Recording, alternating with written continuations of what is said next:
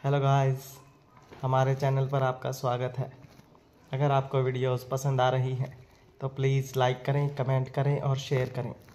अगर आपने चैनल को अभी तक सब्सक्राइब नहीं किया है तो प्लीज़ चैनल को सब्सक्राइब करें। उस आदमी ने क्लाउड पर आहान को दे दिया और पूछा कि अगर नरेश यह जेमस्टोन उससे मांगेगा तो क्या वो उसे सौंप देगा। तब आहान कहता है कि अब वो उसका हो गया है। नरेश जैनी और सुहाना के घर पहुंचता है। सुहाना बताती है कि वो वर्मा फैमिली को बिलोंग करती हैं और अगर उसे कुछ हुआ तो नरेश भी बच नहीं पाएगा। नरेश लड़कियों के साथ आहान के होटल पहुंचता है और उसे फाइट करने लगता है। वहीं पर आहान कहता है कि उन्हें खाली जगह में फाइट करनी चाहिए। 3 काउंट करने तक दोनों फाइट करते रहते हैं, पर जैसे ही नरेश 3 बोलता है दोनों रुक जाते हैं। आहान कहता है, मुझे नहीं लगा था कि तुम अपनी बात के इतने पक्के निकलोगे। नरेश ने गुस्से में कहा, बकवास बंद करो। होटल के पीछे एक खाली जगह है जहां हम फाइट कर सकते हैं। वहां कोई आता जाता भी नहीं है। आहान जानता था कि वो किसी भी तरह नरेश से बच जाएगा, पर उसे चिंता दीपाक्षी की हो रही थी। दीपाक्षी जब से उसके साथ थी, उसकी सेफ्टी की जिम्मेदारी आहान की थी। वो वहां से जाना नहीं चाहता था और वहां रहना भी नहीं चाहता था। इसलिए उसने कहा, ठीक है, चलकर देखते हैं कौन हारता है और कौन जीतता है। दोनों भागकर उस खाली मैदान में पहुंच जाते हैं। वहां पर सच में कोई नहीं था और बहुत शांति थी। वो एक ग्रास लैंड था और चारों तरफ सूखी हुई ग्रास थी। लगभग शाम होने वाली थी और सूरज डूबने ही वाला था। मौसम बहुत सुहाना हो रहा था और ठंडी हवा चल रही थी। तुम्हारे मरने के लिए अच्छी जगह है, आहान ने कहा। कौन मरेगा यह तब पता चलेगा जब हम फाइट शुरू करेंगे, नरेश ने कहा। इतने कन्वर्सेशन के बाद दोनों ने फिर से फाइट करना शुरू कर दिया था। नरेश आहान के मुकाबले स्ट्रांग था, पर आहान को हराना इतना भी आसान नहीं था। वहां पर कोई रेस्ट्रिक्शंस और बाउंडेशन नहीं थी, इसलिए वो दोनों बिना हेजिटेट किए अटैक कर रहे थे। आहान इस वक्त बहुत प्रेशर फील कर रहा था क्योंकि नरेश उसे अटैक करने का मौका ही नहीं दे रहा था। उसे लग रहा था कि खाली जगह में नरेश को चैलेंज करके आहान ने गलती कर दी है। नरेश जिस तरह से अटैक कर रहा था, आहान सिर्फ डोज कर पा रहा था। आहान नरेश के एक भी अटैक को काउंटर नहीं कर पा रहा था। जैनी और सुहाना भी इन दोनों को पीछे आ गई थी। दोनों वहां खड़े होकर उन्हें देखने लगी और वापस में बात करने लगी। जैनी ने पूछा, तुम्हें क्या लगता है दोनों में से कौन जीतेगा? सुहाना दोनों को हैरत में देख रही थी। उसने कहा, मुझे नहीं पता, दोनों बहुत ज्यादा पावरफुल हैं। जैनी ने कहा, वो तो हैं, दोनों शायद कन्वर्टिंग फोर्स के पीक पर हैं। सुहाना ने जैनी की तरफ देखा और कहा, हाँ हो सकता है, पर इनकी पावर बहुत ज्यादा खतरनाक है। मेरी फैमिली में भी लोग हैं जो कन्वर्टिंग फोर्स पर हैं, पर वो ऐसे फाइट नहीं कर सकते हैं। यह सुनकर जैनी की आंखें बड़ी हो गई और मुंह खुल गया। उसने कहा, क्या? तो फिर क्या यह दोनों ग्रैंड मास्टर रियाल में है? ग्रैंड मास्टर काउंट तो फिक्स्ड है ना? सुहाना ने ना में गर्दन हिलाई और कहा, कितने ग्रैंड मास्टर हैं और कितने नहीं यह तो मैं नहीं जानती, पर मैं इतना बता सकती हूँ कि यह ग्रैंड मास्टर रियाल के नहीं है। इनके मूवमेंट्स में अभी भी थोड़ी स्टिफनेस है। सुहाना यह सारी बातें बहुत ऑब्जर्व करने के बाद बोल रही थी। जेनी ने भी उसकी बातों पर डाउट नहीं किया था क्योंकि उसकी फैमिली में बहुत सारे मार्शल आर्टिस्ट थे और उसकी मार्शल आर्ट्स के बारे में नॉलेज जेनी से बहुत ज़्यादा थी। अचानक से जेनी ने कुछ सोचा और कहा, कितने दुख की बात है कि दोनों मास्टर्स के बीच में इतनी इंटेंस फाइट लोग देख नहीं पा रहे हैं। सुहाना मुस्कुराई और उसने कहा, हम देख रहे हैं ना, तुम्हें इन सब में ज़्यादा इंटरेस्ट नहीं है ना? जैनी ने कहा, मैं इनके आसपास जरूर रहती हूँ, पर मुझे इन सब में कोई इंटरेस्ट नहीं है। अगर मैं ग्रैंड मास्टर्स को फाइट करते हुए भी देख लूँ तब भी मुझे इंटरेस्ट नहीं है। सुहाना ने कहा, यह सिर्फ इसलिए है क्योंकि तुम बहुत लेजी हो। जब कभी तुम किसी ट्रू एक्सपर्ट से मिलोगी तुम भाग नहीं पाओगी। पर एक बात और है, तुम चाहे कितनी भी शिद्दत से मार्शल आर्ट्स प्रैक्टिस कर लो, पर तुम कभी बहुत पावरफुल नहीं बन पाओगी। यह बात सुनकर जैनी ने कहा, तुम मुझे कितना अच्छे से जानती हो। कभी कभी मैं सोचती हूँ कि हमारे टेम्परामेंट्स इतने अलग हैं फिर भी हम बेस्ट फ्रेंड्स कैसे हैं। इस पर सुहाना ने कहा, अपोजिट अट्रैक्ट्स बेबी। जब यह दोनों फ्रेंड्स आपस में बातें कर रही थी तब फाइट की इंटेंसिटी बहुत बढ़ चुकी थी। आहान का क्यूआई फ्लक्चुएट करने लगा था और वो नरेश की स्पीड और रिदम हैंडल नहीं कर पा रहा था। अगर ऐसा ही चलता रहा तो आहान की हार होना तय था। आहान खुद को संभालने की बहुत कोशिश कर रहा था। नरेश को दिख रहा था कि आहान कोप अप नहीं कर पा रहा है। इसी खुशी में उसने अपनी एक्साइटमेंट और बढ़ा दी और आहान से कहा, देखते हैं कितनी देर तक जिंदा रहते हो। इस पर अहान ने कहा, जब तक तुम्हें नहीं मार देता तब तक तो जिंदा रहूंगा। नरेश ने अपना पैर पटका और कहा, वो तो वक्त ही बताएगा। इतना कहकर नरेश ने कोलाइडिंग फिस्ट पंच का इस्तेमाल किया और सीधा अहान की छाती पर एम किया। अहान यह अटैक डोज नहीं कर सकता था। अहान सिर्फ उससे बचने की कोशिश कर सकता था, इसलिए उसने अपने हाथों को क्रॉस में करके अपनी चेस्ट के आगे रखा और नरेश के पंच को फेस किया। यह पंच इतना तेज था कि अहान लड़खड़ाते हुए कुछ कदम पीछे जाकर गिरा। अहान को बहुत ज़्यादा पेन हो रहा था और उसने अपना दर्द चेहरे पर नहीं आने दिया। नरेश भी अहान के करीब आ रहा था। वो जानता था कि अहान दर्द में है, इसलिए उसे और चोट पहुंचाने का यह सबसे अच्छा मौका था। उधर अहान अब डिफिकल्ट सिचुएशन में था। वो जानता था कि नरेश उसे और चोट पहुंचाने वाला है, पर उसे बहुत सारी फाइट्स का एक्सपीरियंस था, इसलिए वो नरेश के इस वार के लिए भी तैयार था। अपनी स्पीड और फोर्स की वजह से अहान ने नरेश का पंच डॉज कर दिया था और ऐसा लग रहा था जैसे उसने बस हवा में हाथ हिलाया था। अचानक से वहां सब कुछ बदल गया। कुछ उड़ता हुआ अहान और नरेश के पास आया, जिसे देखकर वो दोनों हैरान हो गए थे। जैनी ने कहा, तुम्हें क्या लगता है यह क्या है? इतने में वहां एक फिगर नजर आया। कोई नहीं जानता था कि उन दोनों फिगर्स फाइटर्स में से उसका टारगेट कौन था। अहान और नरेश इस वक्त बहुत काओटिक फाइट में थे, इसलिए उन्होंने ज़्यादा ध्यान नहीं दिया था और रिएक्ट नहीं कर पाए थे। पर इतने में दोनों के बीच में एक तलवार आई, जिसकी वजह से दोनों एक दूसरे से अलग हो गए थे। जब दोनों ने अपने आप को संभाला तब वो उस तलवारबाज को देख पाए थे। वो एक बहुत यंग लड़का था और उसके चेहरे पर अभी मासूमियत थी। पर फिर भी उन दोनों ने उस लड़के को नीचे दिखाने की कोशिश नहीं की थी, क्योंकि उन्होंने उसकी स्वॉर्ड तकनीक देख ली थी। दोनों ने सोचा कि इस एज में स्वॉर्ड स्किल को मास्टर करना बहुत बड़ी बात है। नरेश रुका और उसने कहा, ए बच्चे, तुम कौन हो? वो डिस्टर्ब हो गया था, इसलिए उसे गुस्सा तो नहीं आया था, पर वो इरिटेट हो गया था। जब नरेश ने उसे बच्चे कहकर एड्रेस किया तब उसे बहुत गुस्सा आया, जो उसके चेहरे पर साफ नजर आ रहा था। उसका मन कर रहा था कि वो नरेश को अभी मजा चखाए, पर उसने अपने इमोशंस को कंट्रोल किया और कहा, तुमने हमारी फैमिली की लड़की पर हाथ उठाने की कोशिश की है। तुम्हें क्या लगता है तुम ऐसे ही बच जाओगे? वो लड़का गुस्सा दिखाने की कोशिश कर रहा था, पर उसकी उम्र में वो दिखावा लग रहा था। नरेश ने कहा, तुम्हारी फैमिली की लड़की? कहीं ऐसा तो नहीं कि तुम वर्मा फैमिली से हो? अहान, जो इस वक्त साइड में खड़ा था, वो बहुत कंफ्यूज था। उसने कभी भी किसी वर्मा फैमिली के बारे में नहीं सुना था। उस लड़के ने कहा, जब तुम जानते हो तो फिर सरेंडर क्यों नहीं कर देते? फाइट करने का कोई फायदा नहीं है। यह बात सुनकर नरेश ने कहा, बच्चे, जब मैंने मार्शल आर्ट सीखना शुरू किया था तब तुम अपनी माँ की कोख में थे। मेरे सामने तेवर दिखाने की कोई जरूरत नहीं है। यह बात सच थी, पर उस लड़के को पसंद नहीं आई थी। उसके चेहरे के एक्सप्रेशन बिल्कुल बदल गए थे और वो नरेश पर अटैक करने के लिए तैयार था। उस लड़के के वहां आने के बाद जैनी ने सुहाना से पूछा, वो ऋषभ वर्मा है ना, तुम्हारा छोटा भाई? सुहाना ने तुरंत मना करते हुए कहा, बकवास मत करो। अगर उन्हें पता चल गया ऐसा कुछ हुआ है तो वो सबसे पहले मुझे पनिश करेंगे। जैनी को इस बात पर भरोसा नहीं था, इसलिए उसने कहा, तुम झूठ क्यों बोल रही हो? अपनी फैमिली को रिकॉग्नाइज करने से मना क्यों कर रही हो? तुम दोनों की तो शक्ल भी कितनी मिलती है। सुहाना ने कहा, तो क्या हुआ? मुझे उन्हें अपना परिवार नहीं मानना है। जैनी ने उसके आगे कुछ नहीं बोला।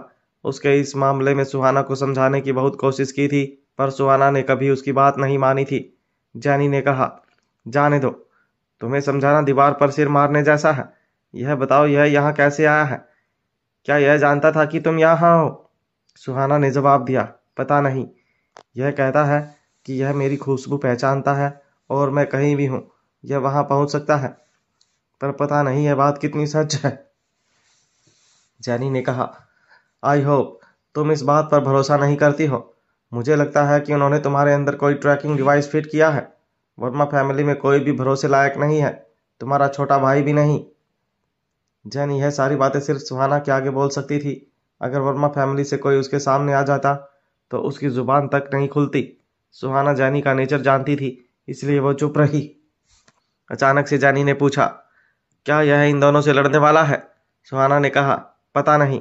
ऋषभ की स्किल्स तो बहुत अच्छी हैं, पर वो अगर एक एक करके भी इनसे फाइट करेगा तो भी जीत नहीं पाएगा, इसलिए 2 वर्सेस 1 तो बहुत बड़ी बात है। जैनी ने कहा, अगर वो विराट से हाथ मिला ले तो शायद दोनों मिलकर नरेश को हरा सकते हैं। सुहाना ने जवाब दिया, यह बहुत घमंडी है, कभी किसी से हाथ नहीं मिलाएगा।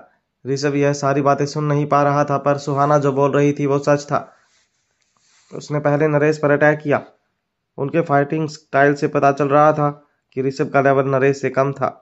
नरेश ने भी ऋषभ से फाइट करते हुए अपनी पूरी स्ट्रेंथ का इस्तेमाल नहीं किया था। वो उसके साथ बहुत लाइटली फाइट कर रहा था। जहां ऋषभ अपना 100% दे रहा था, वहीं नरेश अपना 70% स्ट्रेंथ यूज कर रहा था। इस वक्त आहान बैटलफील्ड से दूर हो गया था और उन दोनों को फाइट करते हुए देख रहा था। उसने मूव करने के बारे में सोचा नहीं था, बस चुपचाप देख रहा था। किसी को नहीं पता था कि क्या आहान मौका देखकर अचानक से नरेश पर अटैक करेगा या फिर ऋषभ के जाने का इंतजार करेगा। उधर नरेश के दिमाग में इस वक्त कुछ और चल रहा था। वो बहुत थक चुका था और भागना चाहता था।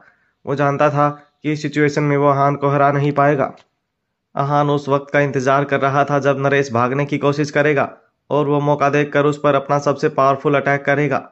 उसने ऋषभ से हाथ नहीं मिलाया था, क्योंकि एक तो वो उसे जानता नहीं था और उसे उसके मकसद के बारे में नहीं पता था। दूसरा कारण ये था कि वो ऋषभ के स्टाइल को नहीं जानता था, इसलिए वो नहीं चाहता था कि उसके मूवमेंट्स भी रिस्ट्रिक्ट हो जाएं। जैसे ही नरेश वहां से भागने की कोशिश करने लगा, आहान भागकर उसके पास आया और उसकी छाती को एम करते हुए उसने एक पंच मारा। ये नरेश के लिए बहुत अनएक्सपेक्टेड था, इसलिए नरेश के पास इसका जवाब देने का कोई तरीका नहीं था। पंच सीधा उसकी छाती पर लगा और वो बहुत ज़्यादा पावरफुल भी था। उसे कुछ इंटरनल इंजरीज हुई थी, पर फिर भी उसमें इतनी ताकत नहीं थी कि वो वहां से जाए। नरेश ने अपना दर्द जाहिर नहीं किया और आहान से दूरी बनाकर रखी। आहान को इस बात ने बहुत हैरान कर दिया था, पर फिर भी उसने अपने आप को शांत किया और नरेश के पीछे भागने लगा, पर एक शॉर्ट अटैक ने उसके कदम रोक दिए थे। ऋषभ आहान को आगे बढ़ने नहीं दे रहा था। दोनों ने 3-4 मूव्स एक्सचेंज किए, पर फिर आहान ने कहा, क्या कर रहे हो तुम? मुझे जाने क्यों नहीं दे रहे हो? मैंने तुम्हारी मदद की और तुम ये कर रहे हो? यह सुनकर ऋषभ और बेचैन हो गया और उसने कहा, मैंने तुम्हारी मदद नहीं मांगी थी। ये तो शुक्र मनाओ कि मैं तुम्हें जान से मार नहीं रहा हूं। आहान को समझ नहीं आ रहा था कि उसे उसके क्या खुन्नस थी। आहान ने मन में उसे गाली दी और सोचा, अजीब पागल है। वो ऋषभ को जानता भी नहीं था और ना ही उसकी वर्मा फैमिली से कोई दुश्मनी थी, फिर भी वो उसके साथ फाइट कर रहा था। अगर आहान को नरेश तक पहुंचना था तो उसे पहले ऋषभ से डील करना पड़ेगा, पर उसकी ऋषभ से कोई दुश्मनी नहीं थी, इसलिए उसे समझ नहीं आ रहा था कि वो क्या करेगा। आहान हेल्पलेसली वहां खड़ा था और नरेश को अपनी आंखों के सामने भागते हुए देख रहा था। नरेश के भागने के बाद वहां पर वो 4 लोग ही बचे थे। आहान ने अटैक नहीं किया था, इसलिए ऋषभ ने भी कुछ नहीं किया और वो जैनी और सुहाना के पास आ गया। जब वो उनकी तरफ आ रहा था तब जैनी ने पूछा, ये तुम्हें यहाँ से लेकर जाएगा? सुहाना ने बहुत कैजुअली जवाब दिया, लगता तो ऐसा ही है, पर मैं बहुत वक्त से उन लोगों से मिली नहीं हूँ, पता नहीं ये यहाँ क्यों आया है। जैनी ने कहा, तुम इसके साथ मत जाना, वैसे भी कितने सालों से तुम यहाँ अकेली रह रही हो। सुहाना ने कुछ नहीं कहा। वो ऋषभ को अपने पास आते हुए देख रही थी। जैसे ही ऋषभ वहां आया, उसने रूखी आवाज में कहा, सुहाना मेरे साथ चलो। उसने जैनी को बिल्कुल इग्नोर कर दिया था। सुहाना ऋषभ को बहुत जेंटली देख रही थी। उसने स्माइल किया और कहा, ओके। जब जैनी ने यह सुना तब उसने सुहाना को रोकने की कोशिश नहीं की, बल्कि उसने अपनी गर्दन नीचे कर ली। वो समझ गई थी कि चाहे सुहाना कितना भी बोल ले, पर वो अभी भी अपने परिवार के प्यार में बंधी हुई थी। वो उन दोनों को वहां से जाते हुए देख रही थी। तभी आहान जैनी के पास आया और उसने उसके कान में धीरे से कहा, तुम्हें मेरे सवालों के जवाब नहीं देने चाहिए। आहान की टोन बहुत फ्लैट थी, पर उसमें बहुत सारे सवाल थे। जैनी अचानक से उसकी तरफ मुड़ी और उसका बैलेंस बिगड़ने लगा। वो जोर से चिल्लाई, विराट सर। जैनी गिरने वाली थी, पर आहान ने उसे पकड़ लिया। आहान ने कहा, तुम बहुत वीक हो, पर इतनी भी नहीं कि बेहोश हो जाओ। मुझे तुम्हारे इरादे सही नहीं लग रहे हैं। इतना कहकर आहान ने उसे छोड़ दिया और वो जमीन पर गिर गई। जैनी ने कहा, मेरे इरादे चाहे कैसे भी हों, पर आपको तो मुझे गिरने नहीं देना चाहिए था। आप तो मुझे प्रोटेक्ट कर सकते थे। जैनी ने कहा और खड़ी हो गई। उसने अपनी ड्रेस झटकाई और कहा, विराट सर आप ऐसे क्यों हो? आहान ने कहा, मुझे तुम्हारे कैरेक्टर पर बिल्कुल भरोसा नहीं है। तुम कब किसको धोखा दे दो ये जानना इम्पॉसिबल है। जैनी ने नाराज होते हुए कहा, मैंने आपसे एक बार भी झूठ नहीं बोला है और ना ही कुछ ऐसा किया है जिसकी वजह से आप मुझ पर भरोसा ना करो। आहान ने सोचा कि जैनी सच कह रही थी। उसने कभी भी आहान के सामने कोई झूठ नहीं बोला था, पर फिर उसे वो पल याद आया और उसने कहा, अगर तुम्हें मुझसे कभी झूठ नहीं बोला है तो फिर ये क्या है? अपने पॉकेट से पर्ल निकालते हुए आहान ने पूछा। जैनी ने स्माइल किया और कहा, ये विराट सर के लिए एक गिफ्ट है। हमने गलती से आपको कैप्चर कर लिया था, इसलिए इसे कंपनसेशन समझ लीजिए। आहान को उसकी बात पर भरोसा नहीं था, पर फिर भी उसने कहा, अच्छा, अगर ये मेरे लिए गिफ्ट है तो फिर मैं इसे एक्सेप्ट कर लूँगा। ये सुनकर जैनी के चेहरे का रंग उड़ गया और उसने अपने आप को संभाला और कहा, यह आपके लिए ही है। अगर आप इसे एक्सेप्ट नहीं करते तो मुझे बिल्कुल अच्छा नहीं लगता। ये भले ही कोई बहुत प्रीशियस चीज़ नहीं है, पर फिर भी बहुत महंगी है। आहान ने मन में सोचा, ये लड़की बिल्कुल सिंपल नहीं है। पता नहीं सच बोल रही है या नहीं, कहीं इसकी वजह से मैं फंस ना जाऊं। पर आहान ने इसके बारे में ज़्यादा नहीं सोचा और उस पर्ल को वापस पॉकेट में डालते हुए कहा, ठीक है, मैं इसे रख लेता हूँ। जैनी ने स्माइल किया और कहा, ऑफ कोर्स, मैं नरेश चोपड़ा से डरती नहीं हूँ। आहान उसकी बात का मतलब समझता था, पर फिर भी उसने उसे इग्नोर कर दिया। बल्कि उसने जैनी से पूछा, वो दो लोग जो अभी यहाँ आए थे, वो कौन है? क्या तुम उन्हें जानती हो? जैनी ने कहा, वो लोग वर्मा फैमिली से हैं। आहान ने पूछा, वर्मा फैमिली से हैं मतलब? जैनी ये बात सुनकर बहुत सरप्राइज हो गई थी। उसे अंदाजा नहीं था कि आहान वर्मा फैमिली को जानता नहीं होगा। उसने कहा, आप वर्मा फैमिली को नहीं जानते हैं? आहान ने कहा, नहीं, मैंने उनके बारे में कभी नहीं सुना है। ये कोई बहुत पॉपुलर फैमिली है क्या? आहान ने उनके बारे में पहले कभी नहीं सुना था, क्योंकि आहान कुछ वक्त पहले ही मार्शल आर्ट्स में बहुत फेमस हुआ था और खतरनाक फैमिलीज के कांटेक्ट में आया था। अगर वो 2 साल पहले ऐसे कल्टीवेट कर रहा होता तो उसे वर्मा फैमिली के बारे में ज़रूर पता होता। वर्मा फैमिली मार्शल आर्ट्स में बहुत बड़ा नाम था और उनकी फैमिली में 18 यंग मास्टर्स थे, पर लगभग 2 साल में सारे 18 मास्टर्स एक एक करके हार गए थे। तब से उनकी फैमिली डिग्रेड होने लग गई थी। धीरे धीरे वो लोग बहुत डर गए थे, इसलिए उन्होंने सबको मार्शल आर्ट्स के कांटेक्ट में आने के लिए मना कर दिया था। कुछ वक्त बाद मार्शल आर्ट्स वर्ल्ड में उनकी रेपुटेशन बिल्कुल ख़त्म हो गई थी, पर डेजर्ट में अभी उनका बहुत नाम था। वहाँ पर अभी भी उनकी चलती थी। जैनी बहुत सरप्राइज थी। उसने पूछा, क्या आपने हेवन स्वॉर्ड के बारे में सुना है? आहान ने ना में गर्दन हिला दी। उसने कभी भी इस टेक्निक के बारे में नहीं सुना था। वो नाम थोड़ा फैमिलियर था, पर आहान को उसके बारे में ज़्यादा कुछ नहीं पता था।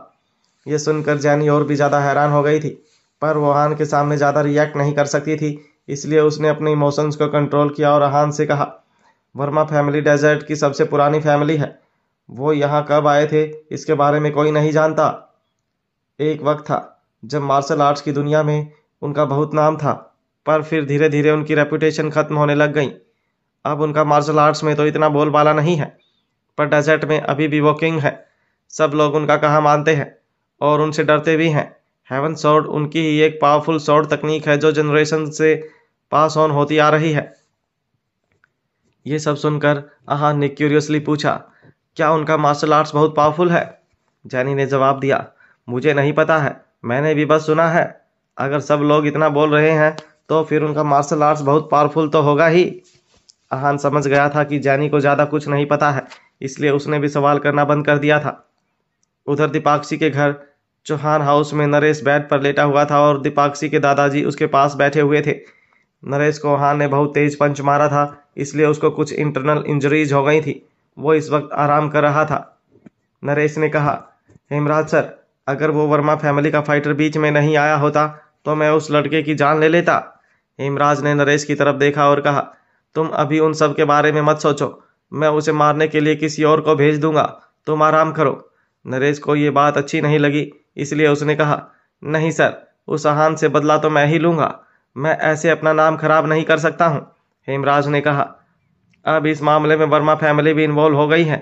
अब इस लड़के के लिए वर्मा फैमिली से रिश्ते खराब नहीं कर सकते हैं। अगर तुमने फिर कुछ किया तो उन्हें बहुत गुस्सा आ जाएगा। नरेश को ये सब सुनकर वो बिल्कुल अच्छा नहीं लग रहा था, पर फिर भी उसने अपने दिल पर पत्थर रखकर कहा, मैं समझ सकता हूँ।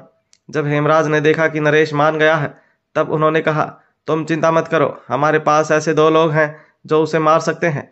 उन्हें एक बार भेजा गया तो फिर वो हमला करके ही वापस आएंगे। नरेश जानता था कि हेमराज किसकी बात कर रहे हैं, इसलिए उसने कहा, अल्फा को जाने दीजिए। हेमराज हैरान हो गया था। उसने कहा, अल्फा को? ये थोड़ा ज़्यादा नहीं हो जाएगा? नरेश ने जवाब दिया, नहीं, मैंने उस लड़की की स्ट्रेंथ देखी है, वो बहुत पावरफुल है, इसलिए उसे हराना आसान नहीं होगा। वैसे भी कोई नहीं जानता है कि वो ग्रैंड मास्टर कब वापस आ जाएगी। नरेश नीतू की बात कर रहा था। एक बार वो और अहान फिर से एक हो गए तो अहान को हराना मुश्किल हो जाएगा। हेमराज भी इसके बारे में जानते थे, इसलिए वो भी सोच में पड़ गए थे। अहान और जैनी उसके होटल आ गए थे। जब वो रिसेप्शन के पास पहुंचे तब एक आदमी उनके पास आया और उसने कहा, जो लेडी आपके साथ आई थी वो चेकआउट करके जा चुकी हैं, क्या आप भी चेकआउट करना चाहते हैं? ये बात सुनकर अहान हैरान था। उसने पूछा, वो लड़की जो बहुत पतली थी और उसके पास एक बैकपैक था, वो चेकआउट क्यों करेगी? स्टाफ ने कहा, यस सर, वो हमें नहीं पता है, आप उनसे ही पूछिएगा, पर उन्होंने रिसेप्शन से चेकआउट किया और चली गईं। ये सुनकर अहान के दिमाग में पहला ख्याल नरेश का आया, दीपाक्षी कहाँ चली गई है? दीपाक्षी के चेकआउट के बारे में सुनने के बाद अहान के मन में सबसे पहला ख्याल नरेश का आया था। उसने नीतू से वादा किया था कि वो दीपाक्षी को लेकर जाएगा, पर अब दीपाक्षी उसके पास ही नहीं थी। वो इस वक्त बहुत परेशान और बेचैन हो रहा था और उसे समझ नहीं आ रहा था कि वो दीपाक्षी को कैसे ढूंढ पाएगा। इतने में जैनी ने उससे पूछा, क्या हुआ विराट सर, आप बहुत परेशान लग रहे हैं? अहान ने चिढ़ते हुए कहा, तुम्हें इससे कोई लेना देना नहीं है, अपने काम से काम रखो। अहान को गुस्सा तो आ गया था, पर जब उसने जैनी का उदास चेहरा देखा तब उसे लगा कि वो बिना मतलब के ही जैनी से ज्यादा रूड हो गया है। उसने अपने आप को शांत किया और कहा, सॉरी, दरअसल मेरे साथ एक लड़की थी जो अब यहाँ से चली गई है, मैं बस उसे लेकर परेशान हूँ। जैनी ने कुछ नहीं कहा, बस वो एम्बैरेसिंगली स्माइल करने लगी। उसे नहीं पता था कि अहान और उस लड़की में क्या रिश्ता था, इसलिए उसने ज़्यादा सवाल भी नहीं किए। वो अहान के साथ वहीं खड़ी थी। तभी अचानक से अहान ने कहा, जैनी, क्या तुम नरेश चोपड़ा को ढूंढने में मेरी मदद कर सकती हो? जैनी का दिल घबराने लगा था। उसने मन में सोचा कि उसके अभी इतने भी बुरे दिन नहीं आए हैं कि उसे अपनी मौत की वजह को ढूंढना पड़े। वो अहान के इस सवाल को टालना चाहती थी, पर उसे समझ नहीं आ रहा था कि वो ये कैसे करेगी। पहले जैनी कुछ फनी कहना चाहती थी, पर जब उसने अहान के सीरियस एक्सप्रेशन देखे तब उसने भी सीरियस टोन में कहा, नरेश चोपड़ा बहुत बड़ा नाम है, उसके पीछे डेजर्ट वुल्फ चौहान फैमिली के लोग हैं। इस डेजर्ट में नरेश चोपड़ा को नुकसान पहुंचाना बहुत मुश्किल है। अहान ने इम्पेशेंटली कहा, मैं सिर्फ उसे ढूंढना चाहता हूँ, वो मुझे कैसे मिल सकता है? अहान जिस तरह जैनी को देख रहा था वो बहुत अनकंफर्टेबल फील कर रही थी। उसने कुछ सोचते हुए कहा, अगर आप नरेश चोपड़ा को ढूंढना चाहते हैं तो एक ही फैमिली है जो आपकी मदद कर सकती है, वर्मा फैमिली। अहान ने जैनी को धीरे से कहा, ठीक है, फिर मुझे वर्मा फैमिली के पास लेकर जाओ। जैनी उनके पास नहीं जाना चाहती थी क्योंकि वह उसकी सबसे अच्छी दोस्त सुहाना को ले गए थे। उसे उनका सुहाना के साथ बर्ताव भी अच्छा नहीं लगता था। उधर वो अहान से बहुत डर रही थी। वो किसी भी तरह से उसे ऑफेंड नहीं कर सकती थी। बिना मना करे वो अहान की बात मान गई और उसने उसे वर्मा फैमिली का पता बता दिया। वर्मा फैमिली ने पिछले 2 सालों में ऐसा कुछ नहीं किया था जिसकी वजह से उनका नाम हो। बस उनकी जो पुश्तैनी जायदाद थी वह उन्हें बाकी लोगों से ऊपर रखने के लिए काफ़ी थी। वर्मा मैंसन पहुंचने के बाद अहान एक लॉन में बैठा था। इस वक्त चारों तरफ पत्तियां बिखरी हुई थी और फूल भी पेड़ों से झड़ रहे थे। अहान चेयर पर बैठा था और उसके पास कोई खड़ा था। उसके सामने टेबल पर स्नैक्स और चाय रखे हुए थे। कोई भी फैमिली मेंबर अभी तक बाहर नहीं आया था, इसलिए अहान उनका इंतजार कर रहा था। पास में एक लेडी एक छोटी बच्ची को खिला रही थी। उस बच्ची ने बहुत सुंदर ड्रेस पहनी हुई थी और वो शायद उस घर के मालिक की बेटी थी। बीच बीच में उनके हंसने की आवाज़ भी आ रही थी। जब अहान उस तरफ देख रहा था तब वहां पर एक लड़का आया। उसकी उम्र लगभग अहान जितनी ही थी और उसका चेहरा बिल्कुल साफ था। उसके हाथ और टांगे बहुत पतले और लंबे थे। वो बहुत हैंडसम था और शायद उस घर का बेटा था। अहान को देखकर वो लड़का उसके पास आ गए और उसने स्माइल करते हुए कहा, हेलो, मेरा नाम वीरेन वर्मा है, आपका नाम क्या है? अहान ने जवाब दिया, अहान रायजादा। ये नाम सुनकर वीरेन की आंखें बड़ी हो गईं और वह बहुत शौक हो गया। अहान को उसके इस एक्सप्रेशन का मतलब समझ नहीं आया, पर फिर उसने कहा, अहान रायजादा, क्या आप वही हैं जिन्होंने स्काई हिल स्कूल के ग्रैंड मास्टर को हराया था? मतलब क्या वो आपको ही जान से मारने के लिए ढूंढ रहे हैं? अहान ये सुनकर बिटरली स्माइल करने लगा। वो अपनी आइडेंटिटी छुपाना चाहता था और लो प्रोफाइल रखना चाहता था, पर उसकी ज़िंदगी में हो रही इतनी सारी प्रॉब्लम्स की वजह से ऐसा करना मुश्किल था। जब अहान ने देखा कि वीरेन भी स्माइल कर रहा है और उसका उससे भिड़ने का कोई इरादा नहीं है, तब अहान ने कहा, हाँ मैं वही हूँ। स्काई हिल स्कूल को मुझे लेकर कोई मिसअंडरस्टैंडिंग हो गई है और मैं चाहकर भी उसे क्लियर नहीं कर पा रहा हूँ। वीरेन इसके बारे में ज़्यादा नहीं जानता था, इसलिए उसने स्माइल किया और कहा, यह बहुत बड़ी बात है कि आप वर्मा मैंसन में आए हैं। मुझे बस ये समझ नहीं आ रहा है कि आप यहाँ क्यों आए हैं। इस वक्त दोनों एक दूसरे के आमने सामने बैठे थे और आहान फील कर पा रहा था कि वीरेन भी मार्शल आर्टिस्ट है, पर उसका लेवल कितना है ये आहान अंदाज़ा नहीं लगा पा रहा था। वीरेन की बात का आहान ने बहुत सीधा जवाब दिया था। उसने कहा, मैं यहाँ वर्मा फैमिली से रिक्वेस्ट करने आया हूँ। ये बात सुनकर वीरेन के मन में बहुत सारे सवाल आए, पर उसने सिर्फ एक बात कही, जितना मैं जानता हूँ अगर कोई चीज़ आपके लिए मुश्किल है तो वो सिंपल तो बिल्कुल नहीं हो सकती। अगर आप हमारी मदद स्काई हू स्कूल के मैटर में चाहते हैं तो फिर मैं आपसे सिर्फ माफ़ी मांग सकता हूँ। आहान ने कभी नहीं सोचा था कि वीरेन ने उसके बारे में एक ओपिनियन बनाया हुआ होगा। वीरेन ने स्काई हिल स्कूल के मैटर में मदद करने के लिए मना किया था, पर कोई और मदद करने के लिए नहीं। आहान ने कहा, स्काई हिल स्कूल का मैटर सॉल्व करना इम्पॉसिबल नहीं है, वो मैं अपने आप हैंडल कर लूँगा। ये बात सुनकर वीरेन सिर्फ स्माइल कर रहा था। आहान ने अपनी बात आगे कंटिन्यू की, मैं यहाँ पर वर्मा फैमिली से कुछ इन्फॉर्मेशन लेने आया हूँ। आई होप वर्मा फैमिली मेरी ये छोटी सी मदद कर देगी। जो भी प्राइस है वो नेगोशिएट किया जा सकता है। वीरेन ने क्यूरियसली पूछा, आपको हमसे क्या इन्फॉर्मेशन चाहिए? आप वॉर अलायंस के पास भी जा सकते हैं, वो आपकी मदद कर देंगे। आहान ने कहा, वॉर अलायंस के पास ये इन्फॉर्मेशन होना इम्पॉसिबल है। इस वजह से ही मैं डेजर्ट की सबसे पावरफुल फैमिली के पास आया हूँ। अपनी फैमिली की तारीफ सुनने के बाद वीरेन की आंखें चमकने लगी, पर वो इतनी आसानी से मानने वाला नहीं था। उसने पूछा, अगर वॉर अलायंस के पास वो इन्फॉर्मेशन नहीं है तो हमारे पास होगी या नहीं इसकी गारंटी मैं नहीं दे सकता हूँ, पर फिर भी आप बताइए आपको क्या इन्फॉर्मेशन चाहिए? आहान ने कहा, मुझे किसी को ढूंढना है। वीरेन ने पूछा, किसे? आहान ने जवाब दिया, नरेश चोपड़ा। वीरेन ने तुरंत कोई जवाब नहीं दिया, बस कुछ देर आहान को देखता रहा। बहुत सोचने के बाद उसने कहा, नरेश चोपड़ा डेजर्ट वुल्फ का आदमी है। अगर उन्हें पता चल गया कि हम यानी वर्मा फैमिली उसे ढूंढ रहे हैं तो डेजर्ट वुल्फ को लगेगा कि हम उनसे पंगा लेना चाहते हैं। ऐसा नहीं है कि मैं आपकी मदद करना नहीं चाहता हूँ, पर बात यह है कि मैं आपकी मदद कर नहीं सकता हूँ। आहान को ऐसे जवाब की उम्मीद नहीं थी, इसलिए उसने कहा, कहीं ऐसा तो नहीं है कि वर्मा फैमिली डेजर्ट वुल्फ से डरती है? वीरेन ने स्माइल किया और कहा, आपको ऐसे टैक्टिक्स यूज करने की कोई ज़रूरत नहीं है। डेजर्ट में सिर्फ दो ही फैमिलीज हैं जो बहुत पावरफुल हैं, वर्मा फैमिली और डेजर्ट वुल्फ। हम दोनों ने एक दूसरे के बिजनेस में कभी टांग नहीं अड़ाई है और अपने काम से मतलब रखा है।